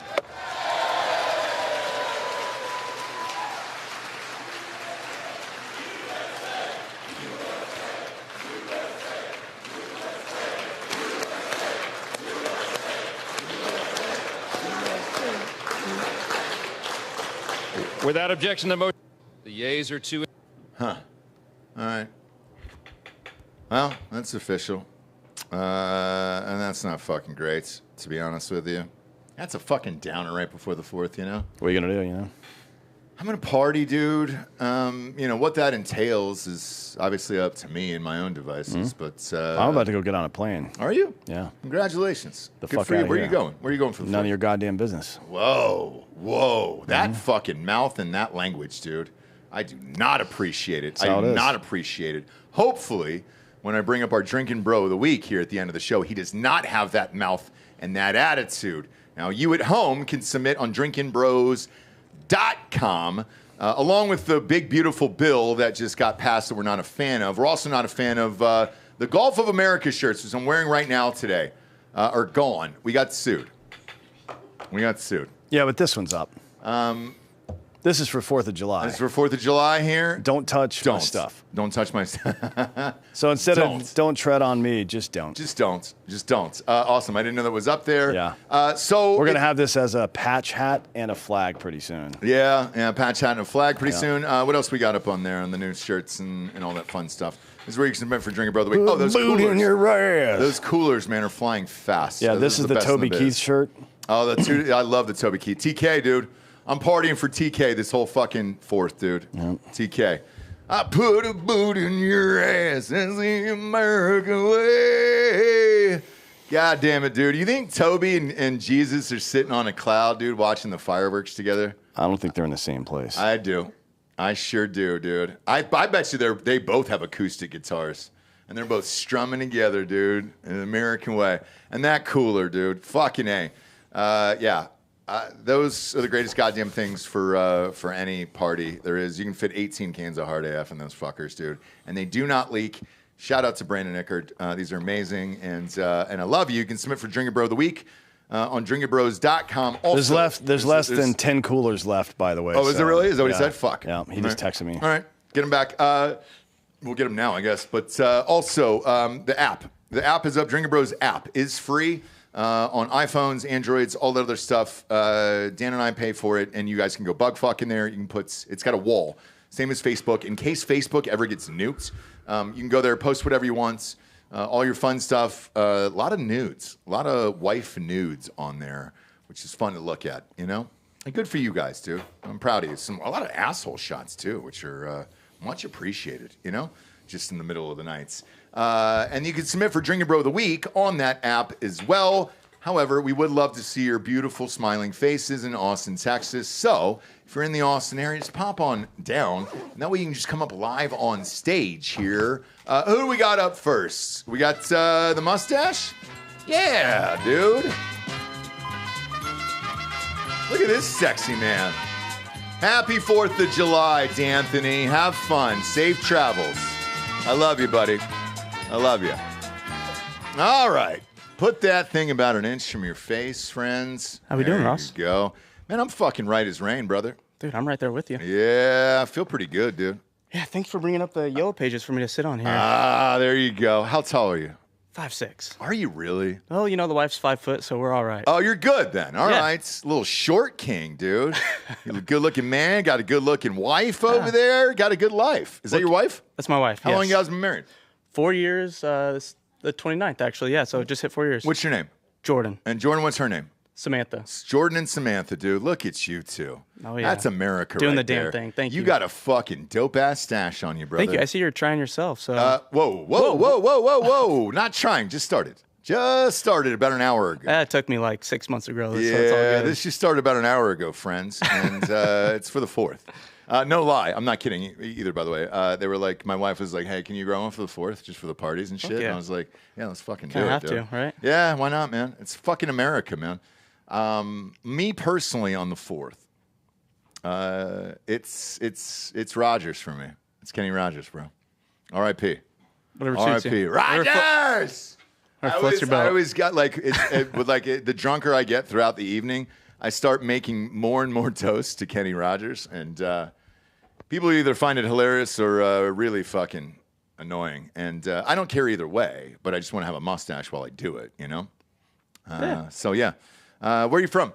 Oregon City, Oregon. No so shit. we flew in last night. Yeah, just got here. We're and selling out everywhere in Oregon, dude, for hard we sure ale are. seltzer. Yeah, I just checked my local liquor store and Day one distributing. Could not be found. Order more, for Christ's sakes. Jesus Christ, man. Yeah. We're selling out everywhere, Yeah. which is great. It's great. Don't get me wrong. But, yeah, you're drinking some right now. I mean, fucking let's go, bro. You want to take a 12-pack to go, you can. I don't give a shit. would love to. We're here till Sunday, so. Go ahead. What are you guys doing in town? Came for the show, came for the mothership. Oh, shit, you going to the mothership? Going to the mothership tomorrow. Tomorrow night? 4th of Oh, July. who's on it? I don't know. I'm It's sure actually, it's I going think to be a it's just banger a lineup, right? normal showcase, yeah. All right. Yeah, man, every night is a banger down there. Every famous comedian on the planet is fighting to get on there, so, like, you'll see some cool people. Oh, I think Greg Fitzsimmons, I think he's there tonight, but we're not seeing his show. We're just seeing the general kind of. Yeah, whoever See who pops pops up. in, yeah. That's So it dope, should be a good dude. time. Fuck yeah, on a Friday night. Because Brian Callen and all those guys just moved here. So, yeah, you never know who's going to pop up there. It's dope, dude. And I just watched Callen. I think he taped his Netflix special there. Well, I think it's Netflix. It might be YouTube. Who knows? I can't keep track of the fucking who bought what streaming and all that other bullshits. So I was just at the mothership a couple months ago, and it's beautiful, man. That place that Joe Rogan's created is so fucking nice. You guys will have a great time. Yeah, man. looking forward to it. Yeah. Who do you want to give Drinkin Bro of the Week to? Well, my beautiful wife is here. I think I got to give it to her for spending her birthday at Drinkin Bro Studio. Yeah. Was it worth it or not? Okay, cool. Yeah, She we're going said to it was dinner. all right? We're going to dinner tonight. So Where are y'all going to dinner? We'll make up for it. What is it? Hesia? Hesia? Is that Yeah. good? Delco knows all the hot spots in Austin. Never been. Okay. It's like a Michelin star restaurant, I think. Really? Yeah, we're doing like the tasting menu. So Fuck yeah. Ooh, you fancy? Oh. You rich? What do you do? What do you do? No. I just got out of the Navy. Actually, just hit my 1 year. So full-time student right now using the GI Bill? The education benefits. Congratulations, Yeah, man. thank you. Dan used that as well, and I think he got a couple masters out of it. So, yeah, that's Yeah, I that might thing get kicked fucking out rocks. after being on this show. No, you're fine. It's a Christian school. Is it? Oh, is it really? It is, yeah. Oh, shit. Yeah, you might. But they're dope. They're good. All right. They're good people. What are you majoring in? Business administration. Nice. Little business. Yeah. Yeah, a little business, dude. Yeah, I got to do it. That's awesome. Yeah. So who are you giving Drinkin Bro of the Week to? Wife. Your wife? Yeah, Anybody else? Yeah. I know you always give it to your wife, but anybody else? I got the buddies back home. My buddy Todd, Trevor, There you go. the homies. Yeah. But, Do they listen to the show, Todd and Trevor? They do. Oh, yeah. Good. That's why I say, my buddy, shout them out. my buddy Todd is one who recommended the show. I think it was around 2020, 2021. Okay. Listened for a little while, and then someone disappeared with some tragic AIDS, and I was like, where the hell did that guy go? Oh, me. Yeah, I almost died. Yeah. That was weird. That was weird, right? So I was like, a couple months in, you disappeared. I was like, fuck, where'd that other Ross guy go? No, dude. And they came back, figured it out, so. That's funny, man. I never considered, people who just tuned in for the first right time. before. I know. Right before you came. Yeah. I was in a coma for 11 days. God, that's weird, right? It's pretty wild, yeah. So I didn't even think about it. Isn't that weird? Probably for the best. I guess. Well, you're kind of out of it, so it's all good. Me? Yeah. Fuck off. I'm locked in, dude. I'm laser focused. No, not today. You're a goddamn professional. No, when you were in the coma. So. Yeah. Show went on. Yeah, show went on. Yes, we have a phrase here. No lie, behind the scenes, show goes on. Show goes so on. no matter what happens, and we got all these fucking weird allergy bullshit here down in Texas. As you'll see all my shit here behind the scenes that nobody ever gets to see. Coughing, sneezing, everything jacked up. So that way, me personally, I'm not coughing on the mic or sneezing on the mic or doing anything else. And then when it's over, show always goes on. If So, you died, we rain or would have shine, turned it into a T-shirt. Yes, and I told them to fucking put my body in the chair like one of those fucking black funerals or Mexican funerals where they stuff the body and then just put me here. So or the coffin with the glass on the front. Yeah. Show the face, Yeah. Do what you gotta do. And then just play Bone Thugs. Meet me at the crossroads so you won't be lonely. Goddamn I miss professional. I miss my dog and my Uncle Charles. That's in the song, by the way. He's probably too old. Are you too young for that? 33. Are you 33? A real 33. Damn, dude. Sorry, I'm a Ross. year older. No, I'm a year older. It's fine. I just turned 34. There's nothing wrong with it. My age is my age. Can't go back on it. But thank you for coming down, man. Yeah, appreciate it. Thank you very much. Grab a 12-pack there. There's one at the bottom, and take it with you guys. That way you guys can rage. Does anybody else want to come on up here? Come on up, dude. Come on up. Yeah. He's got the First Form shirt on. Dan, is this your husband? It's not your husband? Well, she's not claiming me now, but... Yeah, she's not? No. Oh, shit. Are you not? No, we're That's not. not your husband? No, we're not. Oh, shit. I just met her today. God damn. Okay. I get it, dude. You're standing close. I was like, oh, I mean, all right, you know, cool. we got to put the feels out there. I Never understand know. it, man. Never know. I understand it, dude. Anything happens at Drinkin Bros. Yeah, whatever happens at Drinkin Bros stays at Drinkin Bros. What's your name, friend? John. Yes, love the First Form shirt, by the way. Yes, sir. I love that fucking company, and their apparel rocks, by the way. Yeah, good apparel, good supplements, and I listen to Andy's podcast too. I know. So. Andy's great. He was just on ours. He did ours, and I can genuinely tell you this. In real life, same dude. Yeah, same fucking dude, man. It looked fun. You guys live at the Summer Smash. Yeah, everything but he is actually the dude, man. So some of these people, and I've done me personally over 4,500 shows between all this shit, and it's some of these people you're just all right, cool, they're a good guest or whatever it is, and then you don't know them and you don't know if it's real or fake or whatever. I can tell you, Andy Frisell is a real fucking dude, man. I like that guy a lot. I really enjoyed hanging out with him. Who do you want to give Drinkin Bro of the Week to? I got a couple as well too. I always go to my dad. My dad's always been good role model in my life, hard worker, and been over troubles in my life, and him teaching me hard work and stuff just got me through them pretty easy. Good dad, and made me be, I think, hopefully a good dad or a better dad too. What's his name? Steve. Yeah, Big Steve. Farmer. We're from California, so he's still there. I live in Oklahoma now, but they're there in this farm and ranch, and good about it. So all right. And then my second one being my buddy Lane Chapman. He lives out. He's a general contractor in Arizona, in Scottsdale there. So I bet he's rich. Oh man, probably not. Really? Not, a GC in fucking Arizona? He doesn't build very good houses. Oh, he no, doesn't? I'm kidding. He does pretty good. He's say. pretty good. No, hopefully he's doing well. I'm sure he is. I don't know a fucking GC who isn't right now. He just started his own company, so he's doing well. But I introduced him to the show, and he watches it. Oh, hell yeah. Clips and all the so time he's watching this today? Hopefully he's watching. What's the name of his company? Shout it out. I think Chapman Homes. Chapman Homes. In Scottsdale? Scottsdale, yeah, Arizona. he does beautiful work. He's got good Instagram. He puts all his stuff up there. And, Chapman Homes. If you're in Arizona, buy a Chapman home. Absolutely. It's the best house you'll ever fuck in. Absolutely. Man or woman, by the way. Well, yeah. That's, gay or straight, dude. Yeah, no, for sure gay. Well, either one, dude. It's a great house to fuck in. Yeah, it never doesn't matter. And It's if all he's watching right now, he can steal that line from me if he wants to put that on signs. That's perfect. That'll be good. Chapman Homes, great houses to bone in. Yeah, you you better steal that because that's going to help business. I think so. I think it is too. Thanks for being here. Yeah, man. no, appreciate it. Is this your first time having a hard AF? We don't have an No, you don't have it. You don't have it in Oklahoma either. Which we do not. I just bootleg it over. My mother-in-law just moved here to Dripping Springs, so. Oh no shit. Yeah, so I just. She's right up the road here. Yeah, she's over there in that Bunker Ranch or something like that. So. Oh shit, that's right down the road. Yeah, so I bootleg it back now. Oh, so whenever you want to bring it to Oklahoma. Right there? Yeah. That HEB 2 miles up the road is stocked, and so you can bring it up there. So here's the honest answer, man. We are literally selling out everywhere in every single state. So we want to open up more, but it's just, man, we keep doubling the orders every single fucking month, and it's fun, but it's also scary because you're worried about running out. So. Yes, I'd love to be in Oklahoma and all that other shit. It's nothing against Oklahomans. Oklahomos?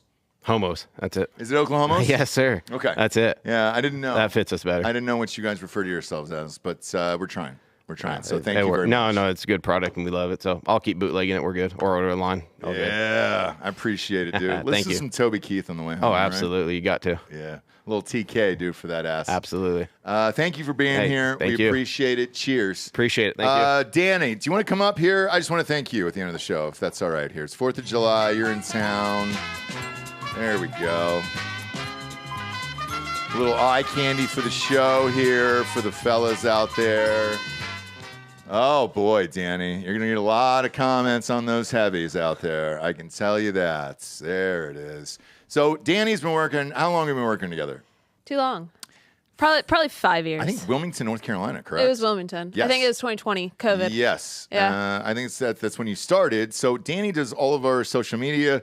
Chances are, if you send in something, she actually answers you guys. So it's me. You don't need to put on the headphones, by the way. I just wanted to look like you. Oh, yeah. Oh, well, you know why I do it? Why? Because my voice is so loud that if I take it off, and I have Delco jack up the volume so it actually makes my voice lower. Because if I scream, I'll hear it in my own ears. Doesn't work still. You've woken up my toddler many times in the car. I'm sure. But the shows that I don't have them on, if we're doing a live show, I'm louder, and it's because I can't hear my own voice. So I wear it and then jack up the volume as high as it'll go, so I'll talk lower, so that way it's kind of even with Dan. Totally. That's the God's honest truth. Believe it. But I just wanted to thank you and give you Drinkin Bro of the Week here today, because you've been working for us for 5 years, and you respond to all these people, you get back to them and everything else. I've seen all your nudes. Is there a lot of nudes? Not as much anymore since the app opened, but before that, yeah. What was it, male or female? Mostly male, but there's some female. Really? Their wives, usually. They just asked for like a cuck chair and said, this is what we're working with. No shit. Were they sending in dick pics? Yeah, usually just the balls. I don't know what the infatuation is with just sending your balls, but that seems to be a trend. Okay, so as a woman here, can you explain to the audience why women do not give a shit about your ball pics? I'm not media trained for this. I think they're fun to play with, but you don't want to look at them. They're not pretty. Right. They're never pretty. It's not something aesthetically appealing that you want to look at and be like, oh man, you got me now. You sent me a picture of your balls. I can't wait to get off to this. Like, right. No, you're not doing anybody any favors. So your glutes, I'll look at butt pictures any day. Those are great. That's impressive. You've obviously put some work into those. You can't just grow your balls unless I don't know something. Well, I'm not sure. Okay. I had a friend in college, Ryan T-Balls, Rexus out there. Shout out Rexus. Big fucking plumb balls on this guy, dude. And he used to do this thing called the elevator shaft, which I loved. Oh, no. Yeah. Because, here's how, if you're really good at it. So he would drop his balls out of his pants, and then he could pull one up at a time like an elevator shaft. I've never seen the control, like the ball control of something like that over and over again. And, but he would only do it for special occasions. It was a party trick. So the last time I saw it was 2002 after Ohio State won the national championship against Miami. What a treat. Well, it was a 14-point spread, and we had all bet on Ohio State. So, like, we won a fuck ton of money and just went nuts. And I go, dude, you got to give everybody the elevator shaft. And we were in a party full of like 4,000 people, and then he pulls those fucking plums out and does the elevator shaft with his balls. And I mean, the crowd went wild. I went bug fuck. We made a shit ton of money. Ohio State won the national championship. Obviously, we've won 2 more after that, and it's been great. But he wasn't at the last one, so I didn't get to see the elevator shaft. Let me say, if anyone can do that, please DM us. I would love to see that. It is a gift and a curse, because once you see it and everybody knows it, everybody was asking him to do it. I've never seen another human being be able to do it since. No. So yeah, if you can do it, by all means, send it in. To Ross's account, preferably. No, I don't check those. You check it. That would be me as well. I know. I don't even look at those either. Rarely. But thank you for all your hard work and everything you do. And I want to make you my personal drinking bro of the week. Thank you. I hope are you with your husband? Yeah. He'll be here later. Awesome. Enjoy your time in Austin. You guys going out this weekend, partying, doing all the fun stuff? I'm 30 today, so we're doing the 30 thriving. Happy birthday. There you go, dude. Thank you. A lot of people make a big deal out of 30. It's not. It's not. No. It really isn't, man. But I want to get some free drinks out of it, so I need to practice saying it. Oh, for sure. Yeah. And you will tonight. Thank you. If you go out like that tonight. I appreciate you. Danny, come on. Thank you. Yeah. And you're getting a lot of free drinks tonight, I can tell you that, all right? Rock on. That's the move. But thank you for all you do. Happy birthday, and enjoy Austin this weekend. It's weird because you have a kid, and I got 3. Yeah. So 4th of July's are more about the children than it is us anymore. So I'm not kid rocking it, No. you know? I mean, I'm kid rocking it, but half kid style. Okay. Is the kid here or no? Yeah, he's here. Oh, okay. Gotcha. Yeah. Gotcha. So, halfway. Boat day, but not wasted. I understand. Yeah. Go hard. Yeah, go hard. Drink some hard AF seltzer. Grab some Omaha steaks from omahasteaks.com/Drinkin Bros. 50% off site-wide. $45 off with promo code Drinkin Bros at checkout. Be careful, you fucks. These are dangerous, dude. They're 8%. And don't light fireworks off in your goddamn hands. I don't want to see the pictures of your missing fingers and toes and all the other shit. Just be smart. Safe. We love you, and we want to see you live for Monday's show, at least, for Christ's sakes. Go to Spotify. Rate the show a 5-star. All the videos on there now. The back catalog videos on there. Not Patreon. Patreon is staying Patreon. So we'll put those up in the future at some point. But no, man, if you're on Patreon, Patreon stays, dude, for across the network. But the YouTube shows we do will also go on Spotify. And then go to iTunes and rate the show a 5-star and leave a quick review. Yes, that's all the advertisers care about. I can't say any fucking more than that. We love you guys. Happy 4th of July. Thanks for tuning in and day out. We'll see you Monday. For D'Anthony Hollaway, I'm Ross Patterson. This is Drinkin Bros Fake News